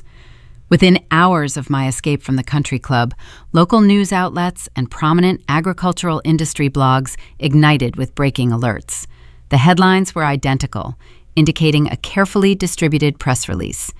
Agritech chief executive suffers severe psychiatric episode. Julian provided the press with fabricated, anonymous witness accounts from the bridesmaids' luncheon. High society socialites quoted my alleged paranoid delusions. To cement the narrative, his security team leaked edited security footage from the country club loading dock. The silent video showed me shedding my designer dress, shoving my hair into a severe knot, and fleeing the premises in a shapeless trench coat. Stripped of context, the footage painted the exact picture Julian desired. I looked erratic, manic, and dangerous. The corporate damage followed immediately. The American financial markets despise unpredictability, especially in the agricultural sector. Within minutes of the broadcast, panicked institutional investors began dumping their shares in the Cooper Trust. The stock ticker crawled across the bottom of the television screen in a relentless stream of red numbers. My life's work, the valuation I had spent a decade building, evaporated in a single afternoon. Board members I had mentored refused to answer my secure emails, terrified of being associated with a sinking ship. Then Julian delivered his masterpiece. He arranged a pristine press conference on the steps of the state capitol building. He wore a dark tailored suit. His tie was loosened just enough to suggest profound exhaustion. He stepped up to the podium, his expression a flawless mask of heartbreak and stoic endurance. Drusilla is battling a severe private health crisis. Julian told the cameras, his voice thick with rehearsed sorrow. The pressure of our impending merger, combined with her father's recent stroke, has overwhelmed her. I am asking the public and the media to grant us privacy during this agonizing time. My only priority is finding my fiancé and getting her the medical intervention she so desperately needs. He played the supportive, devastated groom to perfection. He isolated me entirely, ensuring that if I emerged to scream the truth about the forged deeds and the medical kidnapping, the public would merely pity my delusions. Watching my empire crumble on a flat-screen television, I felt the sharp, stinging urge to fight back. The instinct to call a rival press conference and present the photographs burned in my chest. But anger is an expensive luxury in corporate warfare. I suppressed the outrage, forcing my breathing to steady. I analyzed Julian's ultimate goal. He wanted me to react. He needed a public emotional outburst to validate his lies. Instead of defending myself, I chose to embrace the narrative. I allowed him to believe I was broken, defeated, and hiding in the shadows. The smear campaign became my greatest asset. It created a flawless smokescreen. Julian assumed I was paralyzed by public humiliation, which bred a dangerous, intoxicating arrogance within the sterling ranks. That arrogance was the sole reason they proceeded with the opulent corporate gala downstairs. They believed the war was already won. Now standing in the locked executive suite, I intended to use his fabricated media circus to shatter the steel cage he had built around us. "Maya," I said, my voice cutting through her rising panic, "stop pulling on the doors. Look at the desk." She turned, confusion etching her features. "What are you talking about? The strike team is on their way." I pointed to the sleek black prepaid burner phone resting on the polished obsidian surface. The chief financial officer had left it behind mere moments ago, instructing Julian to keep it active for updates on my father. It was a clean, untraceable device. Julian locked this floor to trap a faceless corporate spy, I explained, picking up the device and powering the screen on. But downstairs, he is hosting 1,000 high society guests and dozens of credentialed journalists to celebrate his resilience. He cannot afford a violent tactical breach on live television. I dialed the local emergency dispatch. I did not use my cold, measured executive tone. I channeled the exact persona Julian had sold to the world. I allowed my hand to tremble. I forced my breathing to become ragged and hyperventilated. When the dispatcher answered, I let out a sharp, terrified sob. "My name is Drusilla Cooper," I stammered, my voice echoing with engineered panic. "My fiancé locked me in his office. He is sending men to hurt me. Please, I am on the 50th floor of the Sterling building. He said I am never leaving this room." I ended the call before the dispatcher could ask for clarification. Then I opened the browser on the burner phone and accessed the public tip line for the city's largest investigative news network, the same network that had broadcast Julian's press conference. I typed a frantic, disjointed message claiming the missing heiress was currently being held hostage in the Sterling executive suite. I tossed the phone back onto the desk. "What did you just do?" Maya asked, staring at the device as if it were a live explosive. "I gave the media exactly what they wanted," I replied, smoothing the lapels of my catering jacket. "A dramatic continuation of the hysterical bride narrative." We waited in the tense, pulsing crimson light. The seconds stretched into an eternity. I visualized the chaos unfolding in the lobby far below us. The emergency dispatch would immediately broadcast the hostage situation over the police scanners. The journalists sipping champagne at the gala would hear the chatter on their earpieces. Within 60 seconds, the pristine investor celebration would devolve into a media frenzy. Julian's internal security director would receive the warning from the front desk. A fleet of police cruisers and tactical units would be descending on the building. To prevent a highly televised siege that would ruin the Sterling stock, the security director had only one viable option. He had to make the building appear entirely normal and compliant before the authorities breached the front doors. He had to lift the lockdown. A heavy mechanical clunk reverberated through the walls of the office. The pulsing red security lights abruptly switched back to the standard ambient glow. The heavy steel shutters covering the windows began to retract with a smooth electric hum, revealing the glittering city skyline. The magnetic locks on the oak double doors disengaged with a sharp click. Maya stared at the door, her mouth slightly open. "You weaponized your own character assassination." "Never waste a good crisis," I instructed, grabbing the handle of the service cart. "We need to move. The security team will be rushing to secure the lobby and manage the police. The service elevators will be unmonitored for exactly 3 minutes." We pushed the heavy cart out of the office and sprinted down the plush corridor. We reached the service elevator just as the doors opened. We shoved the cart inside and Maya hit the button for the subterranean parking garage. The descent felt infinitely faster than the climb. We emerged into the concrete cavern of the parking structure, abandoning the cart and the catering jackets near a row of luxury sedans. We slipped through a pedestrian exit, blending into the chaotic swarm of gala guests and reporters, flooding the rain-soaked sidewalks as the wail of police sirens approached from the west. We walked briskly through the downpour, reaching Maya's dark sedan parked several blocks away. We climbed inside the heavy doors, shutting out the noise of the sirens. I pulled the secure extraction drive and the heavy physical ledger from my pockets, resting them on the dashboard. We possessed the financial blueprints of their destruction. But Julian's empire was insulated by layers of elite digital encryption. To ensure the legal system could not protect them, I needed the foundational proof of their original theft. The data on the drive was a map, but the analog blueprints hidden in the dirt were the true weapon. "Start the car, Maya," I said, staring out at the rain-slicked streets. "We need to visit the old Cooper farm. It is time to dig up the past." The windshield wipers beat a frantic, rhythmic tempo against the glass as our dark sedan sliced through the torrential summer storm. We had left the chaotic glow of the Sterling corporate tower miles behind us. Maya kept her eyes locked on the slick, rain-washed asphalt of the county highway. The digital extraction drive rested on the dashboard between us, a small piece of hardware holding the financial execution of a dynasty. Surviving the lockdown on the 50th floor required flawless execution, but the foundation of that escape rested on a fragile architecture of trust. Trust is a scarce currency in corporate warfare. To comprehend why I placed my freedom in the hands of a Sterling, one must examine the quiet, tense negotiation that took place 20 hours earlier. The alliance was not forged in a polished boardroom. It was hammered out in a dilapidated blue-collar diner sitting on the desolate edge of the city limits. 20 hours before the gala, I arrived at the diner first. The flickering neon sign outside cast harsh, irregular shadows across the empty parking lot.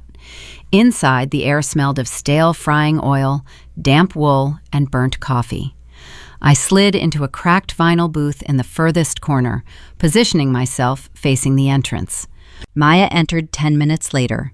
She wore a tailored black raincoat, her posture rigid and unyielding. She was Julian's cousin, a brilliant logistics architect who had spent her early career optimizing the vast supply chains of the Sterling Empire. 10 years ago, she uncovered deep ethical rot within Victoria's offshore shipping manifests. Instead of looking away, Maya asked questions. Victoria responded with swift, clinical precision. She orchestrated a ruthless public smear campaign framing her own niece for corporate embezzlement. Maya was stripped of her shares, publicly humiliated, and exiled from the family portfolio. She lost her career and her reputation in a single afternoon. She slid into the booth across from me. Her dark eyes, sharp and calculating, scanned my face for any sign of a trap. "You look remarkably lucid for a woman supposedly wandering the countryside in a manic delusion," Maya observed. She signaled the waitress for a black coffee. "Julian is playing his mother's favorite hand, the hysterical female narrative. It is lazy, but it is effective.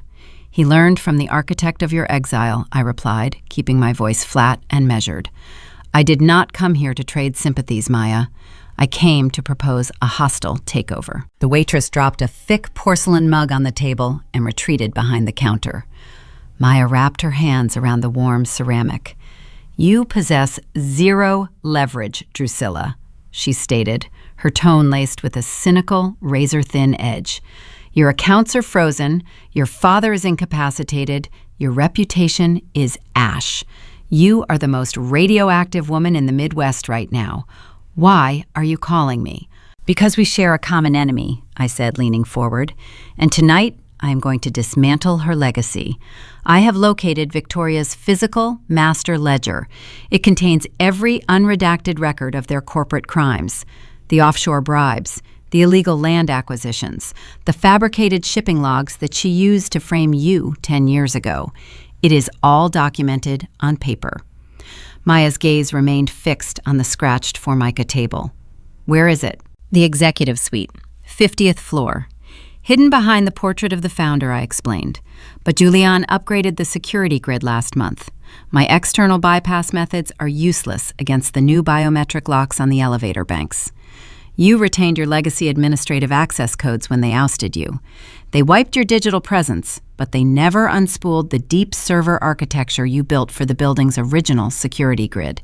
"You want me to walk into the Sterling Tower and help you rob the Queen?" Maya clarified. A grim, skeptical smile tugged at the corner of her mouth. She shook her head. "If we are caught, Julian will bury us under the prison. I survived Victoria once. I will not risk my freedom on a paranoid revenge fantasy. You have no proof the ledger exists." I reached into the pocket of my trench coat and produced a glossy photograph. It was the image I had taken of my sister Kendra sitting in the cafe earlier that morning. I pushed the paper across the table.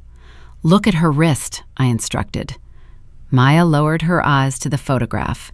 The image captured the sleeve of Kendra's cashmere sweater, pulled back, revealing the custom diamond tennis bracelet. Alternating emerald cut and round stones set in heavy platinum. Maya's breath hitched. The skeptical smile vanished instantly. She reached out her index finger, tracing the edge of the printed image. Her other hand unconsciously drifted toward her own bare left wrist. "Victoria's signature piece," I murmured, watching the visceral realization wash over her. "It is the exact same jewelry she used to purchase the silence of your siblings during the embezzlement trial." The psychological wound buried for a decade ripped open across the diner table. The jewelry was not a mere accessory. It was a brand of ownership. It was the undeniable visual confirmation that Victoria was employing her identical corrupt playbook to steal my bloodline. "They are buying your sister," Maya whispered the words, carrying the heavy, bitter weight of shared trauma. "They are stealing your entire family." "I need your back door codes to reach the 50th floor," I told her, my voice cold and unyielding. In exchange, when the federal indictments land and the sterling stock craters tomorrow morning, I will use the Cooper Trust to absorb the remaining assets. I will restructure the executive board. "What is my price?" Maya asked, her eyes snapping up to meet mine. The hesitation was gone, replaced by a cold, calculating hunger. "I will give you Victoria's seat at the head of the table," I promised. "You will own the empire that discarded you." Maya leaned back against the vinyl booth, studying my face for any hint of deception. She found none. The shared language of vengeance requires no translation. "There is a severe complication," Maya said, pulling a napkin from the dispenser and uncapping a pen. She began sketching a rough schematic of the tower's upper levels. Julian installed an automated lockdown protocol last week to prevent corporate espionage during the merger transition. If we trip a secondary alarm while extracting the ledger from the safe, the building seals itself. Steel shutters drop over every window and door. The elevators disable. We will be trapped inside a gilded cage until Julian's security teams arrive to execute us. Then, we need a chaotic environment to mask our infiltration, I stated, analyzing the crude ink drawing. We need the security teams focused on a perimeter threat. Maya looked up from the napkin. "Tonight is the annual Sterling Corporate Gala," she said. "It is their premier investor event. They are hosting 1,000 high society guests on the ground floor. The lobby will be a fortress, but the internal security forces will be entirely occupied managing the ballroom crowds. We finalized the fake hostage contingency plan right there over cold coffee, turning my character assassination into a tactical weapon." We shook hands, a lethal pact sealed in the shadows. The memory of that diner faded as the tires of our sedan hit a stretch of unpaved gravel. We were nearing the county line. The storm continued to rage outside, rattling the frame of the car. I looked over at Maya, silent behind the steering wheel, grateful for the precision she had displayed during the heist. Suddenly, Maya slammed her foot on the brake pedal. The car skidded to a violent halt in the middle of the desolate, muddy road. The headlights cut through the heavy sheets of rain, illuminating nothing but empty, flooded cornfields. I gripped the door handle, my pulse spiking. "What are you doing? We are still 5 miles from the abandoned Cooper farm." Maya shifted the car into park. She reached across the center console and snatched the digital extraction drive from the dashboard. She slipped the small device into the deep zippered pocket of her jacket. She turned to face me. The ambient green light from the dashboard gauges cast harsh, angular shadows across her cheekbones. The camaraderie of our escape had evaporated. "I held up my end of the bargain," Maya said, her voice devoid of warmth. "I bypassed the security grid. I risked federal trespassing charges. I secured the digital ledger. We are not finished," I reminded her, keeping my tone steady despite the rising panic in my chest. "We need the analog blueprints hidden at the farm to prove the original intellectual property theft." "I know," Maya replied. "And you need this drive to prove the modern financial crimes." She pulled a folded legal document from her inner pocket and smoothed it over the steering wheel. She uncapped a heavy silver pen. "I am not driving another mile until you sign this," she stated. "What is it?" I demanded, staring at the thick parchment. "It is an irrevocable proxy agreement," Maya explained, her eyes locking onto mine. "It transfers 40% of the Cooper voting shares directly into my name, effective immediately." "You are extorting me," I said, the reality of the betrayal settling over the damp cabin. "I am securing my investment," she countered. "You promised me Victoria's board seat." "But you are a corporate chief executive, Drusilla. You restructure boards for a living. Once you have the physical blueprints and this digital drive, you possess all the leverage. You could cut me out of the acquisition entirely." I refused to rely on a verbal promise from a desperate bride. She held the silver pen out toward me. "Sign the proxy, Drusilla, or I step out of this car, walk away with the digital ledger, and leave you stranded on a dirt road while Julian finishes hunting you down." The trap had sprung from the inside. I was locked in an idling vehicle on a deserted road, held hostage by the very ally I had recruited. The drive containing my financial salvation rested in her pocket, and she demanded half my kingdom before the war was even won. The heavy drops of the summer storm drummed a relentless, chaotic rhythm against the roof of the idling sedan. The ambient green illumination from the dashboard cast a sickly glow across the narrow space separating Maya and me. She held the silver pen suspended in the damp air, her jaw locked, waiting for my capitulation. The digital extraction drive containing the financial execution of the Sterling dynasty rested securely inside her zippered pocket. She demanded 40% of my family legacy in exchange for her continued cooperation. I did not scream. I did not lunge across the center console to wrestle the drive from her grip. Emotional outbursts are the refuge of the unprepared. Instead, I lowered my gaze to the thick parchment resting on the steering wheel. I read the legal clauses with swift, clinical precision. The proxy agreement was drafted flawlessly. It granted her irrevocable voting rights over a near majority of the Cooper Trust. I reached out and took the silver pen from her fingers. The metal felt cool to the touch. I pressed the nib against the signature line and signed my name. The ink flowed smoothly, leaving a permanent binding mark on the page. Maya blinked a fraction, of her rigid posture faltering. She had prepared for a bitter negotiation, anticipating threats and counteroffers. She had not expected immediate compliance. You capitulate quickly for a woman who just spent 3 days risking her life to protect this exact asset. Maya noted, her voice laced with deep suspicion. She carefully folded the parchment and tucked it into her inner coat pocket. I capped the pen and placed it on the dashboard.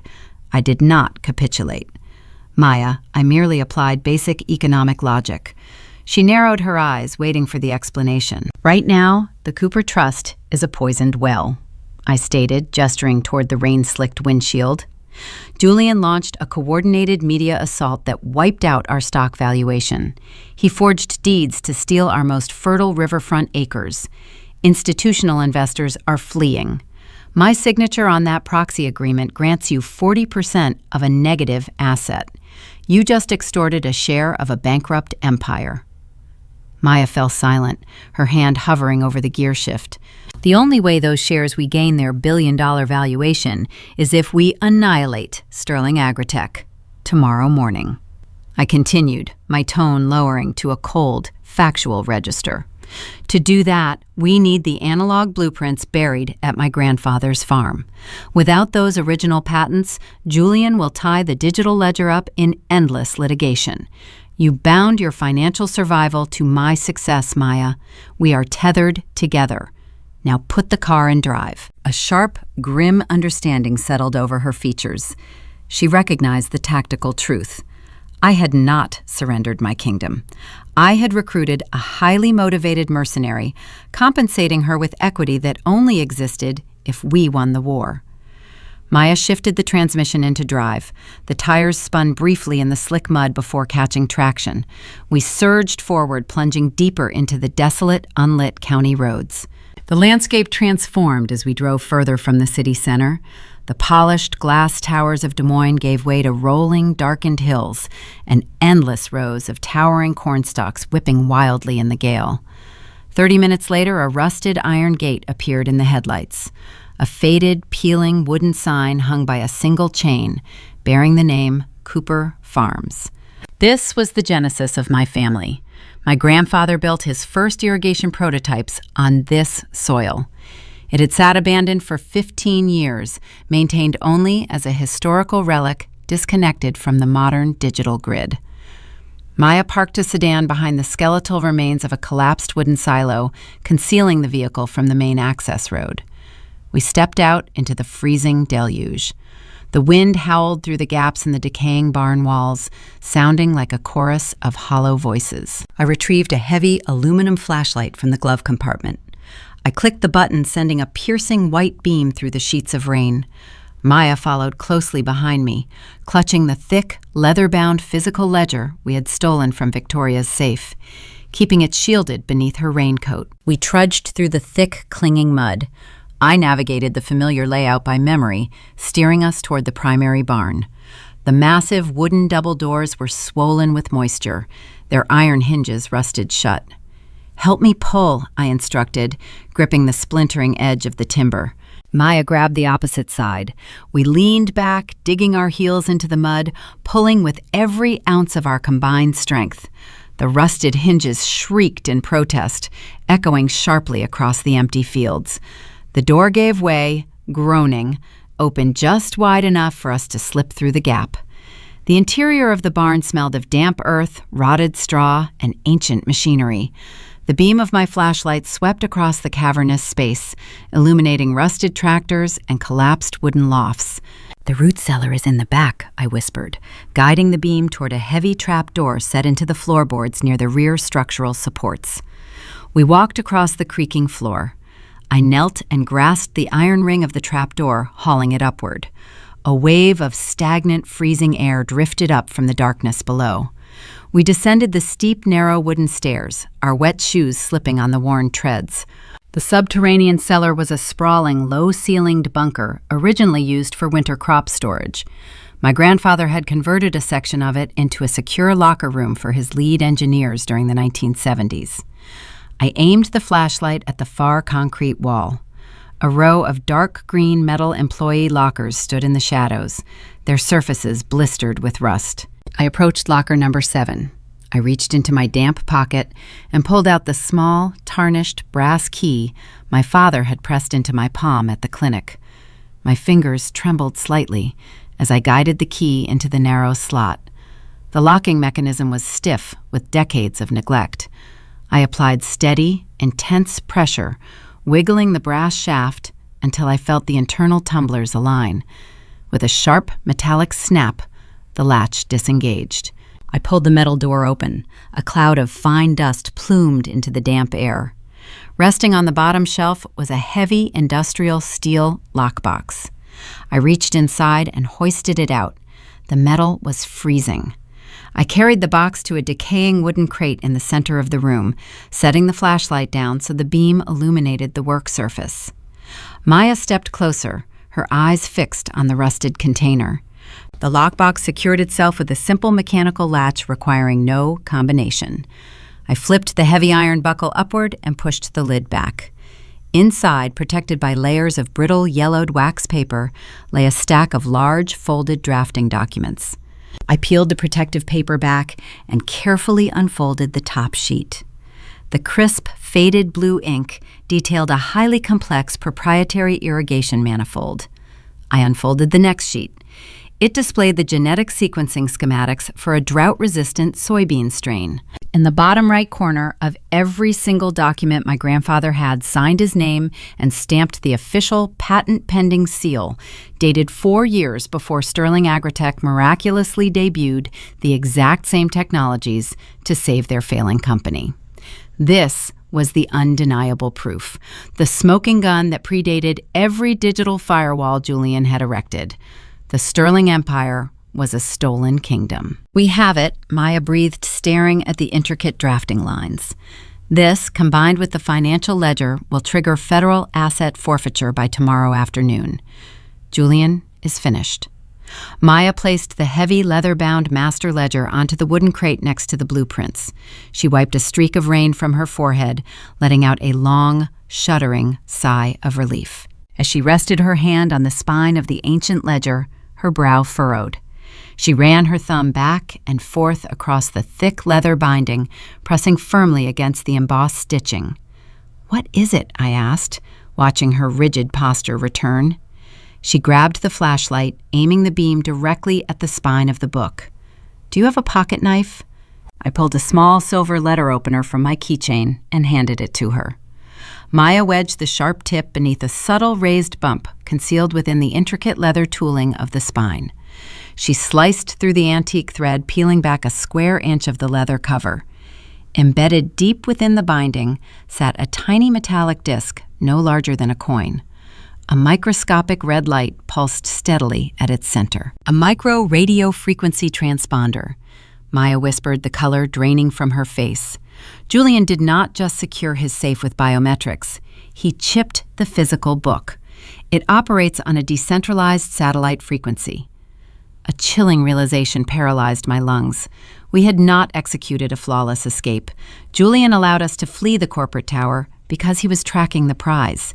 He let us lead him directly to the secondary location. The low, distant rumble of heavy diesel engines resonated through the damp concrete walls of the cellar. I snatched the flashlight and killed the beam, plunging us into total darkness. Through the cracks in the wooden floorboards above our heads, brilliant white headlights swept across the interior of the barn. The glaring beams cut through the gaps, casting erratic, moving stripes of light across the walls of the root cellar. The screech of heavy tires skidding on wet gravel echoed outside. Then came the unmistakable sound of multiple car doors slamming shut in unison. Maya grabbed my arm, her grip bruising. 3 vehicles, she whispered in the dark, a full tactical recovery unit. Heavy, synchronized footsteps hit the wooden floorboards directly above us. The boots moved with military precision, fanning out across the barn, searching for the entrance to the cellar. Julian had sent Mercer's execution squad, and this time we had no media smokescreen to protect us. We were trapped underground, holding the evidence of their destruction, with the only exit blocked by a team of armed mercenaries. The heavy boots pounded against the wooden floorboards directly above our heads, sending cascades of ancient dust drifting down into the stagnant air of the root cellar.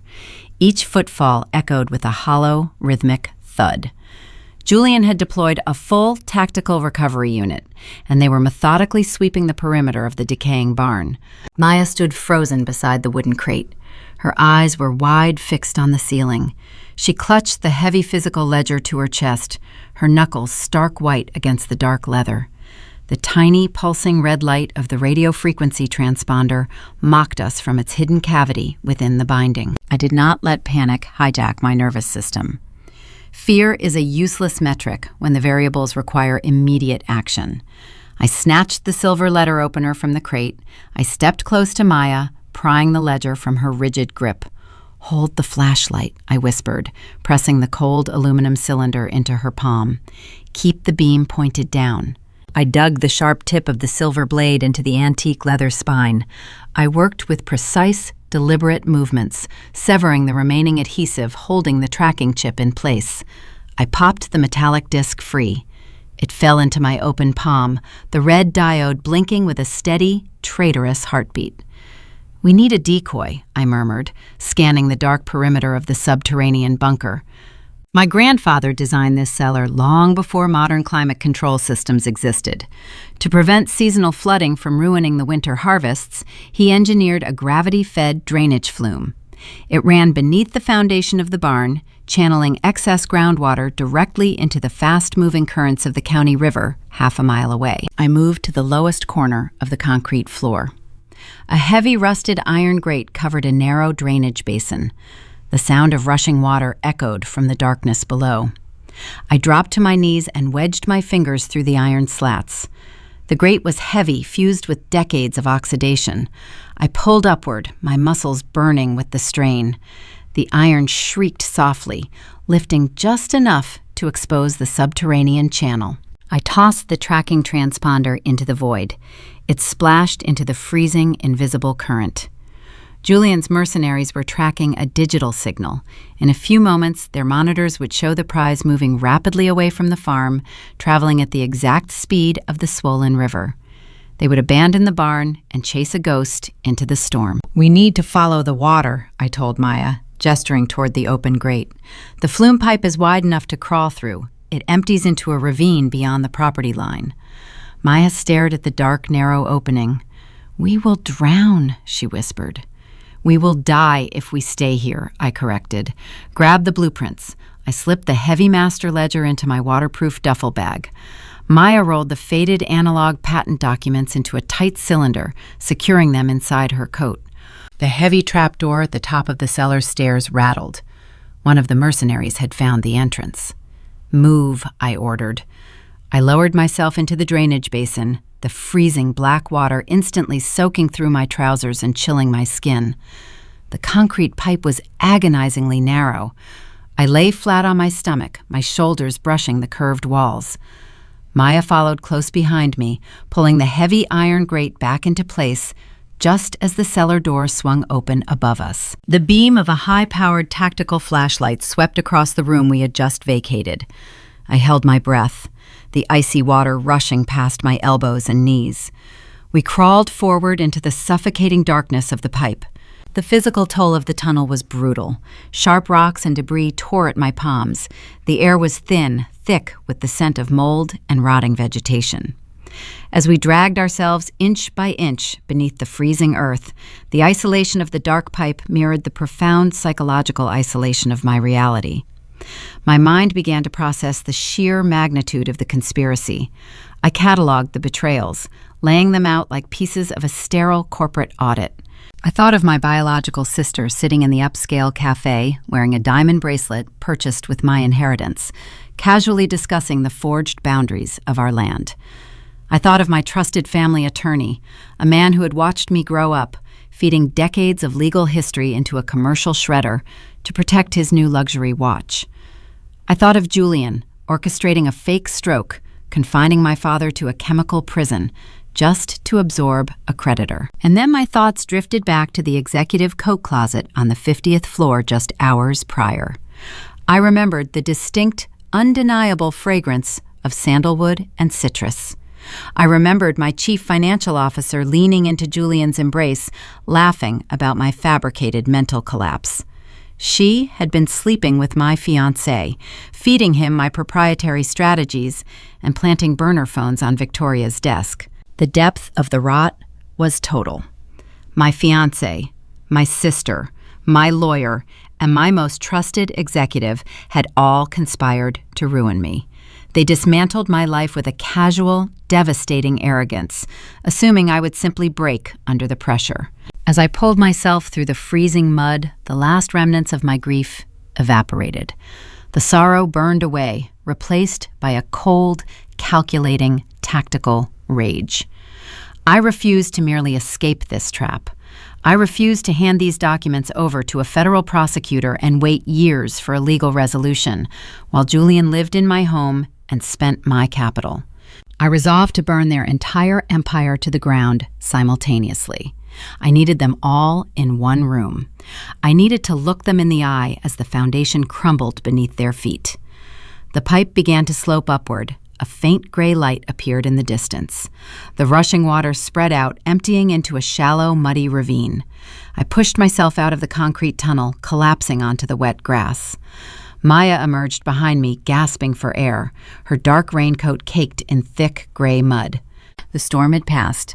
The heavy clouds were breaking apart, revealing the pale, bruised colors of impending dawn. The rain had slowed to a fine mist. I sat up, ignoring the cold. I checked my waterproof watch. It was 5 a.m. June 25th had arrived. Today was my wedding day. Maya rolled onto her back, staring up at the lightening sky. "We have the ledger," she panted, her voice hoarse. "We have the analog blueprints. We have the digital extraction drive. Julian is chasing a tracker down a river. What is our next move? Do we call the federal authorities?" "No," I replied, pushing myself to my feet. "Julian retains the best defense attorneys in the hemisphere. If we surrender this evidence to a bureaucracy, he will tie the proceedings up in discovery for a decade. He will retain control of my company during the litigation. I will not allow him to fight a war of attrition." I reached into my bag and pulled out the clean burner phone I had purchased earlier in the week. "We need a public execution," I stated, turning the device on. "I need Julian, Victoria, Kendra, and the CFO in the exact same room. I need them feeling victorious. I need them to believe they have won the war, so they lower their final defenses." "How do you plan to gather them?" Maya asked, sitting up and wiping the mud from her face. "You are a wanted fugitive. They think you are having a psychiatric breakdown." "I am going to prove them right," I said, tapping the screen of the phone. I opened the messaging application. I created a group thread adding the private numbers of my 4 traders. I began to type, drafting a message designed to appeal to their overwhelming arrogance. I dictated the text aloud as my thumbs flew across the digital keyboard. "Julian, I am so tired. The panic has passed. I understand now that I am unwell and I cannot fight this anymore. I do not want to be committed to a hospital. I want to save the wedding and save my reputation. If you meet me in the Sterling boardroom at 9 this morning, I will sign the prenuptial concession and transfer the voting rights. Please come alone, with Victoria Kendra and the financial team. I just want this nightmare to end." I hit send. The trap was set. It was a flawless bait. The prospect of securing my signature on a legal concession document would blind them to any potential risk. They would view the message as the ultimate surrender of a broken woman. I looked down at my ruined, mud-soaked clothes. "We need to return to the city," I told Maya, extending a hand to pull her up from the wet grass. "The ceremony is scheduled for noon, but the execution begins at 9. I need to prepare my armor." Maya looked at me, a grim understanding settling in her eyes. "What are you going to wear to a corporate slaughter?" I turned toward the rising sun, the cold morning air filling my lungs. "I am going to wear my wedding dress," I replied. The new challenge was no longer gathering the evidence. The new conflict was walking back into the lion's den, slipping past the lobby security and locking the boardroom doors before the traitors realized the bride was holding the matches. The retreat from the abandoned farm tested the final reserves of my physical endurance. Maya and I walked for 2 miles along the dense tree line until we reached a paved road. The brutal summer storm had washed away our tracks in the mud. Maya had parked a secondary, untraceable vehicle in a long-term commuter lot near the county regional airport days in advance. We drove in silence as the dawn painted the horizon in bruised shades of purple and gray. We arrived at a nondescript motel on the edge of the interstate. It was the kind of establishment that asked no questions and demanded cash up front. Inside the cramped motel room, I laid the contents of my waterproof duffel bag onto the faded floral bedspread. The physical weight of the evidence felt grounding. I unrolled the brittle drafting paper. My grandfather had drawn these schematics by hand. I traced the faded blue ink detailing a highly complex proprietary irrigation manifold and the genetic sequencing for a drought-resistant soybean strain. Sterling Agritech built their towering glass monoliths and their global supply chains on the sweat of a man they buried in endless litigation. Next to the blueprints sat the thick leather ledger and the titanium extraction drive. We possessed the past and the present. Now we needed to dictate the future. I opened my encrypted laptop. Julian relied on his automated protocols to trap corporate spies. He assumed his closed network was impenetrable. He failed to realize that the most secure networks are the most vulnerable to an inside user with administrative privileges. I connected the extraction drive. I began writing a highly specific script. The code was elegant and lethal.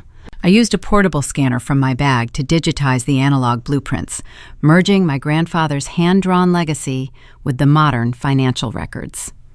Once activated, the payload would bypass the local firewalls and hijack the presentation monitors in the 50th floor boardroom. Simultaneously, it would package the financial ledger, the medical blackmail photographs, and the patent scans into an automated email distribution list. The recipients included the federal regulatory commissions, federal law enforcement agencies, and the editor-in-chief of every prominent financial publication on the Eastern Seaboard. I tied the execution command directly to my smartwatch. A single tap on the sapphire glass face would broadcast the data across the globe. Maya sat in the rigid plastic chair by the window, watching the highway traffic. She held her own laptop, preparing the federal tip line submissions. Our alliance required perfect synchronization. She would monitor the digital perimeter from the ground floor lobby of the Sterling Tower. If my script encountered an unexpected quarantine protocol, Maya would manually force the transmission through her legacy backdoor servers. The proxy agreement she carried in her coat pocket guaranteed her loyalty. She was no longer a victim seeking closure. She was a shareholder protecting a fragile investment. The clock on the bedside table read 7 in the morning. 2 hours remained until the execution. I walked into the cramped bathroom and turned the shower dial to the highest temperature. I stood under the scalding spray, watching the gray mud of the drainage pipe wash down the drain. The freezing subterranean terror melted away. I stepped out and dried my skin, forcing my heart rate into a slow, steady rhythm. Hanging in a plastic garment bag on the back of the door was my wedding dress. I had instructed my private tailor to deliver it to this motel under a pseudonym 3 weeks ago, anticipating a need for an untraceable staging ground during the chaotic final days of wedding planning. I never imagined I would be putting it on after crawling through a drainage ditch to steal my own inheritance back. I pulled the heavy ivory silk over my shoulders. The fabric fell into place with a flawless, structured weight. I fastened the intricate row of pearls down the spine. I ran my hands down the skirt, locating the hidden pocket I had specifically requested the tailor sew into the right side seam. It was deep enough to conceal the burner phone and the titanium extraction drive. I pinned my hair up, securing a severe knot at the base of my neck. I applied my makeup with clinical precision, masking the exhaustion circling my eyes. I looked in the stained mirror above the sink. The woman staring back was not a bride preparing for a celebration. She was a soldier donning ceremonial armor. We left the motel at 8:30. Maya drove us back into the heart of Des Moines. The morning commute was heavy. The financial district bustled with oblivious executives clutching briefcases and expensive coffee cups. The Sterling Agritech headquarters loomed ahead, its sheer glass face reflecting the bright morning sun. Julian had cleared the building of unnecessary personnel to ensure privacy for my surrender. He instructed his staff to work remotely, claiming the executive floor required silence to manage the fallout of my public breakdown. He wanted no witnesses to his final victory. We parked 3 blocks away in a subterranean public garage. Maya handed me a small, flesh-colored earpiece. "Keep the channel open," she instructed, her eyes locked on the towering building across the street. "I will monitor the lobby security feeds. Do not trigger the payload until they all confess. Make them claim ownership of the acquisitions on the boardroom microphones." I stepped out of the vehicle. The heavy silk train of my gown swept across the concrete sidewalk. Pedestrians stopped and stared. A bride walking alone through the financial district on a Thursday morning defied social logic. I ignored their whispers and the pointing fingers. I approached the towering front doors of the Sterling building, my posture radiating a calm, terrifying certainty. The lobby was eerily quiet. A single security desk guarded the elevator banks. 2 armed guards stood behind the polished marble counter. Julian had issued strict orders regarding my arrival. He expected a broken woman. He expected tears, apologies, and hesitation. I walked toward the desk, my heels clicking sharply against the stone floor.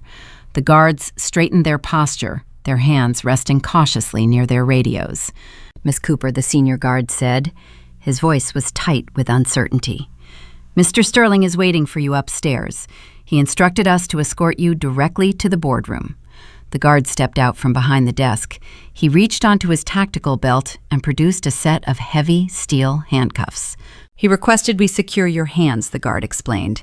His eyes darted nervously to my face, clearly uncomfortable with the directive. "For your own safety, given your recent medical episodes. He wants to ensure you do not harm yourself or anyone else on the executive floor." The final humiliation hung in the air between us. Julian intended to parade me into the boardroom in shackles, stripping away my last shred of dignity in front of my sister, his mother, and my traitorous financial officer. If I fought the guards, they would drag me upstairs by force, ruining the careful psychology of my trap and alerting Julian to my defiance. If I submitted to the steel restraints, I lost the physical mobility required to reach into my hidden pocket and trigger the digital payload on my smartwatch. The open elevator doors stood 10 yards away. The guards stepped closer, holding the cuffs open. The final obstacle before the execution demanded an impossible choice, and the clock was ticking down to 9. I looked at the heavy steel restraints resting in the broad palm of the senior guard. My mind raced through the tactical permutations. If I refused the cuffs, they would apply physical restraint, ruining the pristine illusion of my total surrender. If they secured my arms behind my back, I would lose the mobility required to access the digital trigger on my wrist. I raised my hands, slowly pressing my wrists together in front of my waist. "Please be careful with the silk sleeves," I whispered, allowing my voice to tremble with engineered vulnerability. "It is an antique weave." The guard hesitated. His professional demeanor softened slightly at the sight of a weeping bride standing in the towering glass lobby. He stepped forward and clamped the steel bands around my wrists in the front. The cold metal bit into my skin, but my fingers remained only a few crucial inches from the sapphire face of my smartwatch, hidden beneath the intricate lace cuff. "Thank you," I murmured, keeping my head bowed. The guards flanned me, guiding me toward the private executive elevator. The ascent to the 50th floor took less than a minute, but the silence inside the steel cabin stretched into an eternity. Through the hidden earpiece resting deep in my ear canal, Maya provided a steady stream of tactical intelligence. "The payload is primed on the Shadow server," Maya stated, her voice a faint hum of static. "The boardroom audio feeds are live. I am routing the microphones directly into the external broadcast packet. Get them talking, Drusilla. Make them confess their specific roles before you drop the hammer." The elevator chimed softly. The polished steel doors parted, revealing the hushed, plush corridor of the executive suite. The guards escorted me toward the heavy oak doors of the main boardroom. I took a deep breath, burying the calculating chief executive deep beneath the facade of a shattered woman. The guards pushed the double doors open. The room was vast, dominated by a long mahogany table that gleamed under the recessed lighting. Floor-to-ceiling windows offered a commanding view of the storm clouds breaking over the Des Moines skyline. The trap was set exactly as I had requested. Julian sat at the head of the table. He wore a tailored tuxedo, exuding the smug confidence of a man who believed he had just conquered an empire without shedding a drop of blood. When he saw the steel handcuffs binding my wrists, a slow, triumphant smile spread across his face. It was the expression of a predator admiring a mounted trophy. To his right sat Victoria. Her posture was rigid, her expression tight with aristocratic distaste. She wore a string of heirloom diamonds, radiating a cold entitlement. Next to her sat Kendra. My sister refused to meet my eyes, staring intensely at the polished wood grain of the table. She clutched a designer handbag in her lap, the diamond tennis bracelet catching the overhead light. At the far end of the table sat my chief financial officer. She leaned back in her leather chair, her legs crossed, projecting an air of relaxed superiority.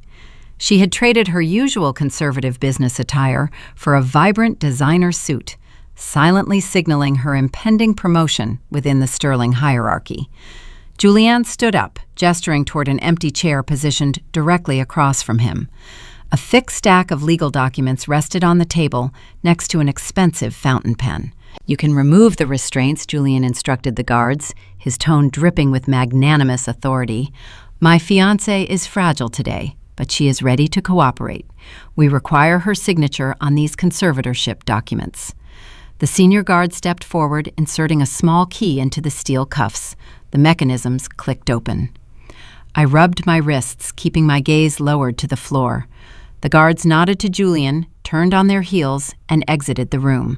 The heavy oak doors clicked shut behind them. We were alone. I did not walk toward the empty chair. I stood near the entrance, listening to the final echo of the guards' footsteps fading down the carpeted hallway. "Drusilla," Julian said, tapping the fountain pen against the legal documents. "Sit down and sign the prenuptial concession. The press is waiting downstairs for our official wedding portrait.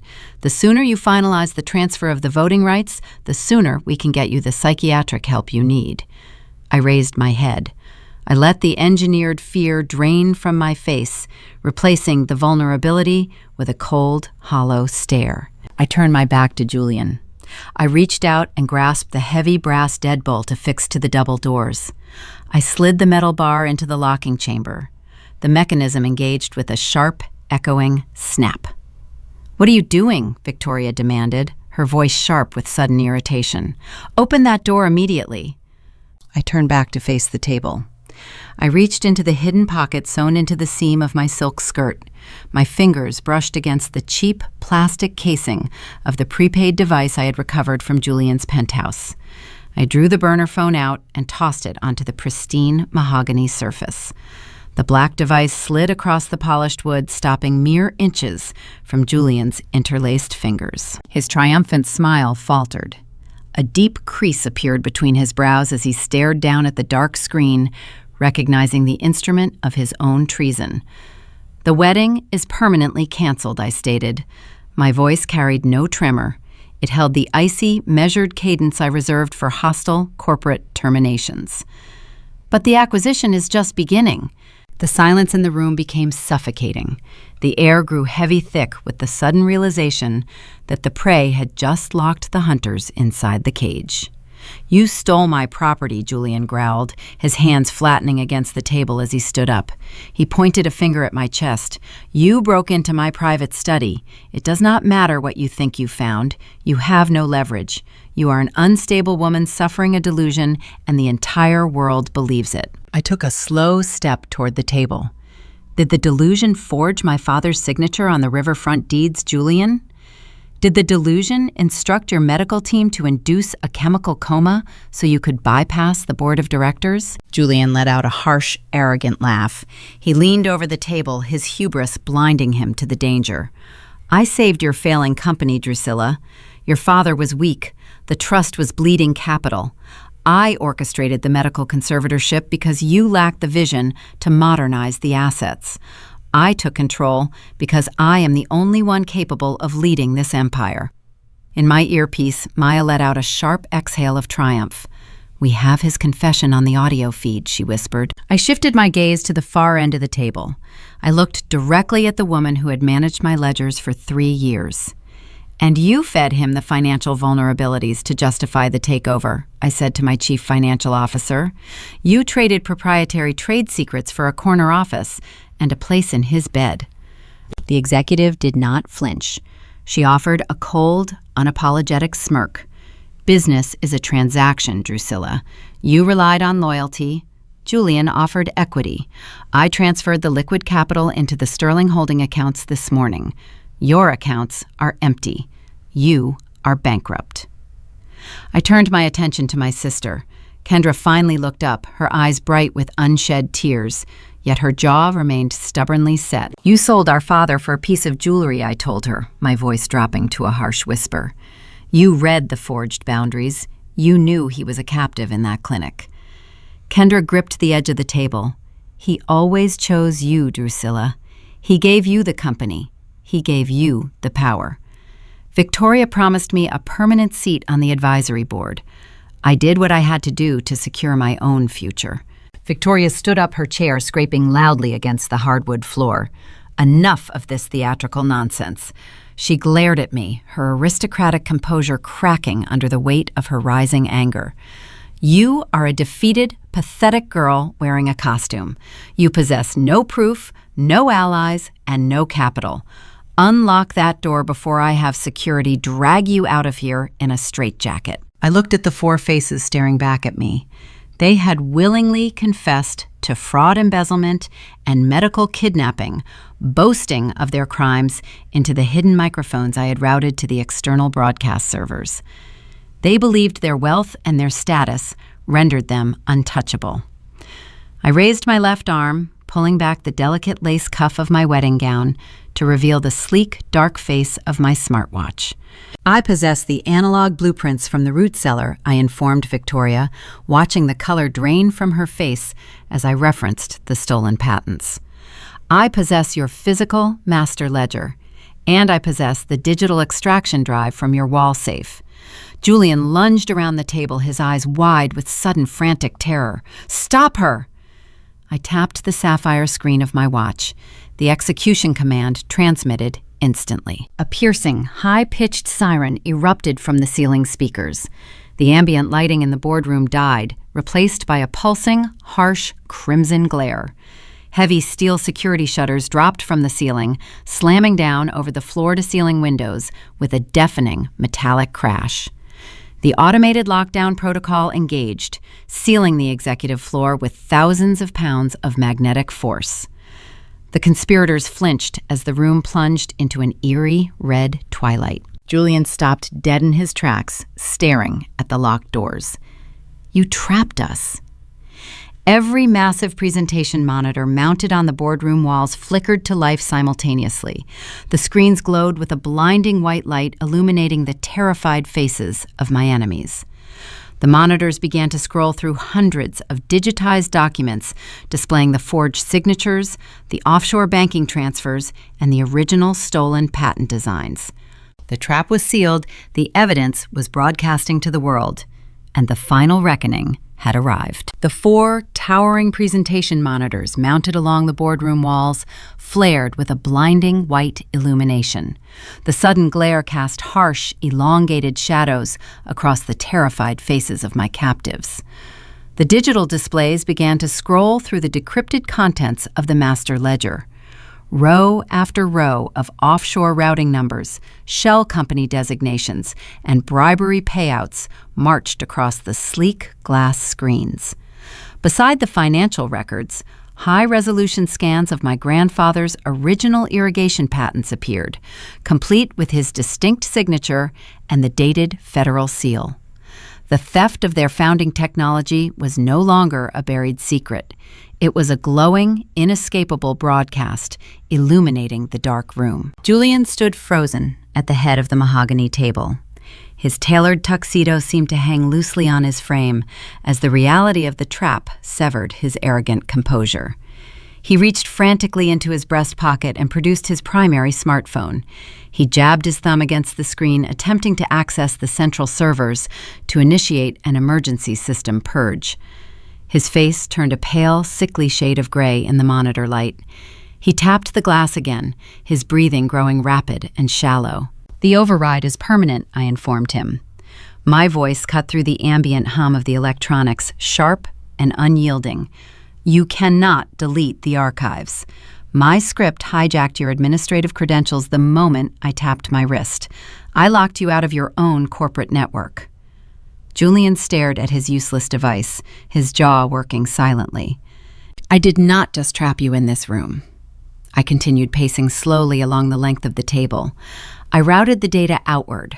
Right now, automated, secure packets containing the ledger, the medical blackmail photographs, and your audio confessions are landing in the digital inboxes of the federal regulatory commissions.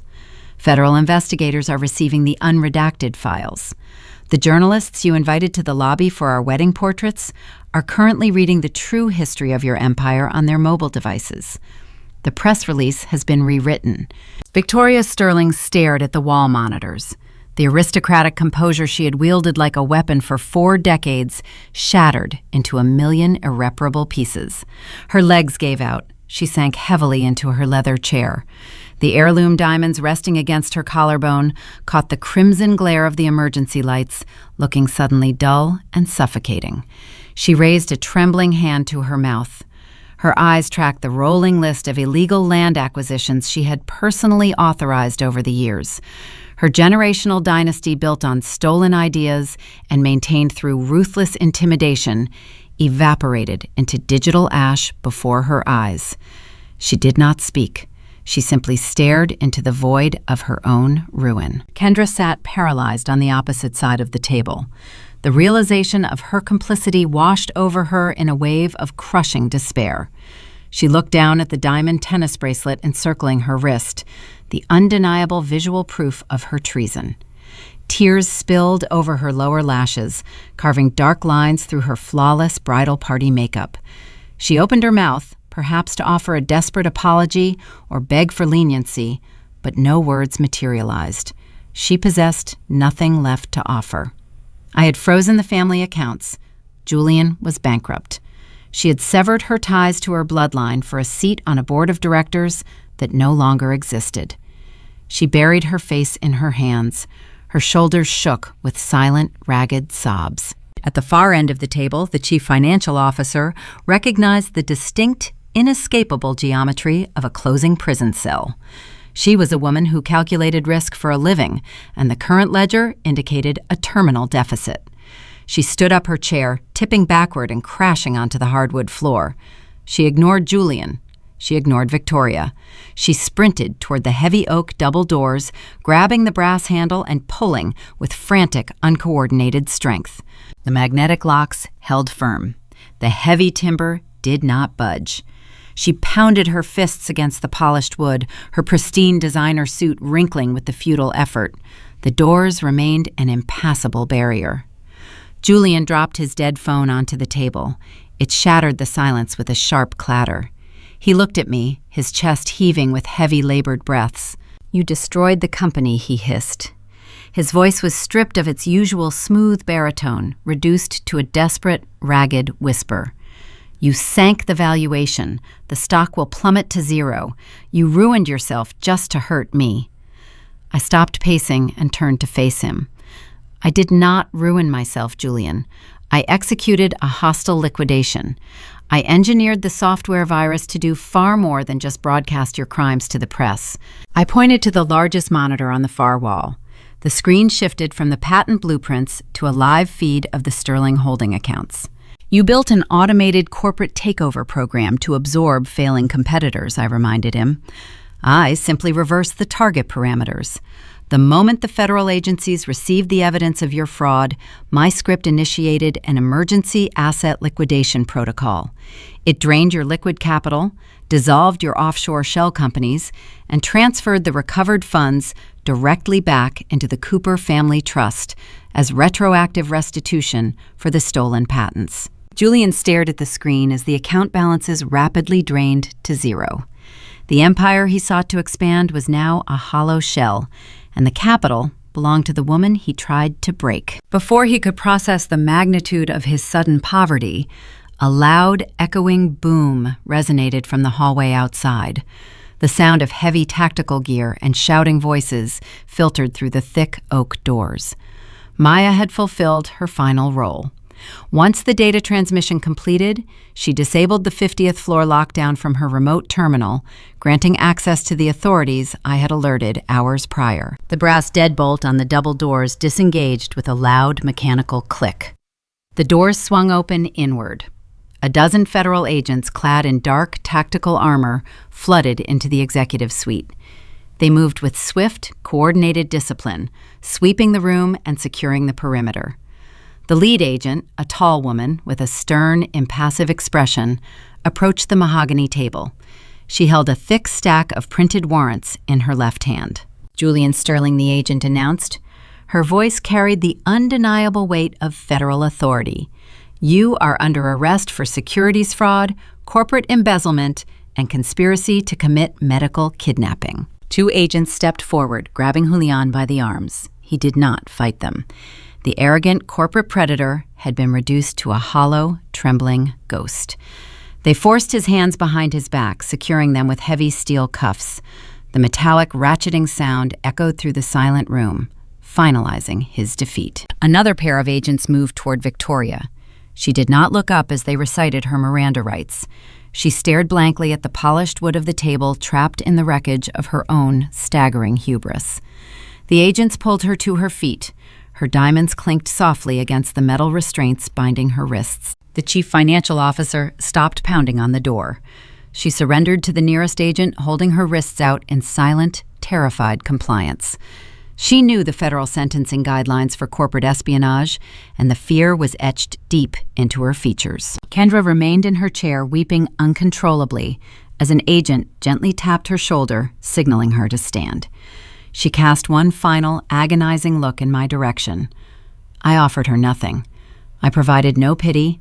I extended no forgiveness. I met her tearful gaze with a cold, unyielding stare until she lowered her head and looked away. The agents escorted my 4 traitors out of the boardroom, leading them toward the service elevators. The room emptied, leaving me standing alone amidst the flickering monitors and the scattered legal documents. The battle was over. The Sterling dynasty was eradicated from the earth. My father was safe, recovering in a secure, untraceable location. I had reclaimed my family legacy, extracting decades of stolen wealth and returning it to the soil where it belonged. I reached around to the nape of my neck. I unclasped the intricate pearl buttons running down the spine of my custom silk gown. The heavy fabric loosened. I let the gown slip from my shoulders. The expensive ivory material pooled around my feet on the hardwood floor. Beneath the silk, I wore a tailored charcoal gray executive suit. The deceptive armor of a fragile bride was no longer required. I was the undisputed chief executive officer of a restored and fortified empire. I stepped out of the pool of white silk. I picked up the heavy gown and draped it carefully over the high back of the leather chair at the head of the table. I left it resting on Julian's empty throne. It served as a pristine, haunting monument to the woman they tried to break and the vengeance she delivered. I turned my back on the flickering screens. I walked out of the glass double doors. The sharp click of my heels echoed down the silent, empty corridor. I stepped into the elevator and pressed the button for the ground floor. The descent began carrying me away from the burning wreckage of their empire and back into the world I now owned. When the dust finally settles on a shattered dynasty, the world rarely pauses to ask how the war truly began. Society looks at the plummeting stock prices, the televised federal indictments, and the empty mahogany boardrooms. They stare at the haunting image of an ivory silk wedding dress left draped over a leather chair, a pristine, ghostly monument to a bride who chose corporate execution over domestic submission. But if you look closely at the smoking ruins of the Cooper and Sterling empires, past the forged property deeds, the offshore accounts, and the digital espionage, you will not find a simple story about corporate greed. You will find a story about the quiet, devastating failures of parenting. You will find a tragedy that was born at the family dinner table, long before it ever reached the executive suite. Consider the patriarch Silas Cooper. In the heartland of American agriculture, he represented the ultimate traditional archetype of the self-made man. He built a sprawling generational legacy from the Iowa soil upward, driven by a profound, distinctly American sense of family responsibility. He wanted to leave his children a kingdom. Yet his greatest miscalculation was not a financial one. It was a deep psychological failing in how he guided his two daughters. Silas loved both Drusilla and Kendra, but he expressed that love through a fractured, unequal lens of protection and utility. To his eldest daughter, Drusilla, he handed the heavy ledgers, the brutal truths of the fluctuating markets, and the crushing weight of the family's survival. He raised a brilliant tactical chief executive, equipping her with the armor necessary to navigate the treacherous waters of modern industry. But in doing so, he isolated her behind a wall of relentless duty. He expected her to be the unwavering pillar of the family, subtly teaching her that her primary value lay in her competence and her ability to shield the rest of them from catastrophe. To Kendra, Silas handed a limitless credit card, a shielded existence, and the hollow comfort of never having to carry the burden of consequence. He believed he was fulfilling his ultimate parental duty by protecting his younger daughter from the harsh, unforgiving realities of the world. In truth, he was starving her of purpose. By designating one child as the capable savior and the other as a fragile accessory, Silas unwittingly planted the seeds of bitter resentment.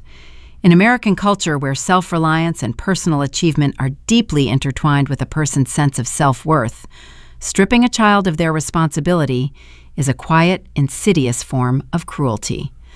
Kendra grew into a woman desperate for validation and devoid of a moral anchor. Her loyalty became so fragile that it could be casually purchased with a custom diamond tennis bracelet.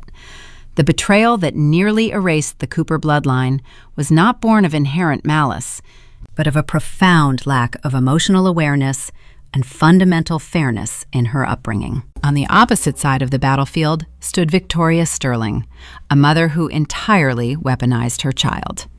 Victoria raised her son Julian within the glittering, cutthroat corridors of extreme wealth, but she starved him of the foundational human values required to wield that power responsibly. In a traditional family structure, parents are tasked with instilling honesty, empathy, and a moral compass that points true north, even in the darkest and most desperate storms. Victoria, however, replaced emotional intelligence with ruthless, unyielding ambition. She taught her son that vulnerability is a fatal liability, that people are merely entries on a balance sheet, and that even the sacred institution of marriage is nothing more than a strategic acquisition to be leveraged. Julian became a perfect, terrifying reflection of his mother's distorted values. A corporate predator who would induce a medical coma in an elderly man just to balance a ledger and acquire a contested riverfront property. When a family prioritizes legacy and capital over basic human integrity, they do not raise leaders. They forge monsters who will eventually turn their predatory instincts upon their own blood. Victoria's ultimate punishment was not the swift, brutal loss of her generational wealth, but the horrifying realization that she had built a gilded cage and locked herself inside it with a son who possessed no capacity for authentic love, loyalty, or mercy. The violent collision of these two families serves as a stark, uncompromising mirror held up to our own homes. Parenting is not merely the act of providing shelter, funding an education, or securing a financial inheritance. It is the lifelong, agonizingly difficult process of shaping a human soul. It requires the courage to enforce fairness, not by giving children exactly the same material possessions, but by demanding the exact same level of honesty, accountability, and ethical behavior from them all. It means sitting across the kitchen table and having uncomfortable, emotionally aware conversations about failure, consequence, and duty. If Silas Cooper had possessed the emotional awareness to see his younger daughter's festering insecurity, if he had demanded that she step up, face adversity, and carry her share of the family's weight, she might have developed the iron spine necessary to reject a bribe. She might have stood shoulder to shoulder with her sister when the wolves finally arrived at the door. Instead, she sat at the boardroom table weeping into her hands, entirely complicit in the destruction of the father who erroneously thought he was keeping her safe. These are the generational curses we pass down when we value comfort over character. We hand our children the keys to the kingdom without ever teaching them how to build the locks or recognize the thieves. We forget that the most valuable inheritance we can ever leave behind is not a trust fund or a vast acreage of farmland, but a resilient, ethical mind capable of navigating the treacherous moral complexities of adulthood. Stories like Drusilla's remind us that the ghosts of our parenting choices will inevitably haunt the halls of our children's futures.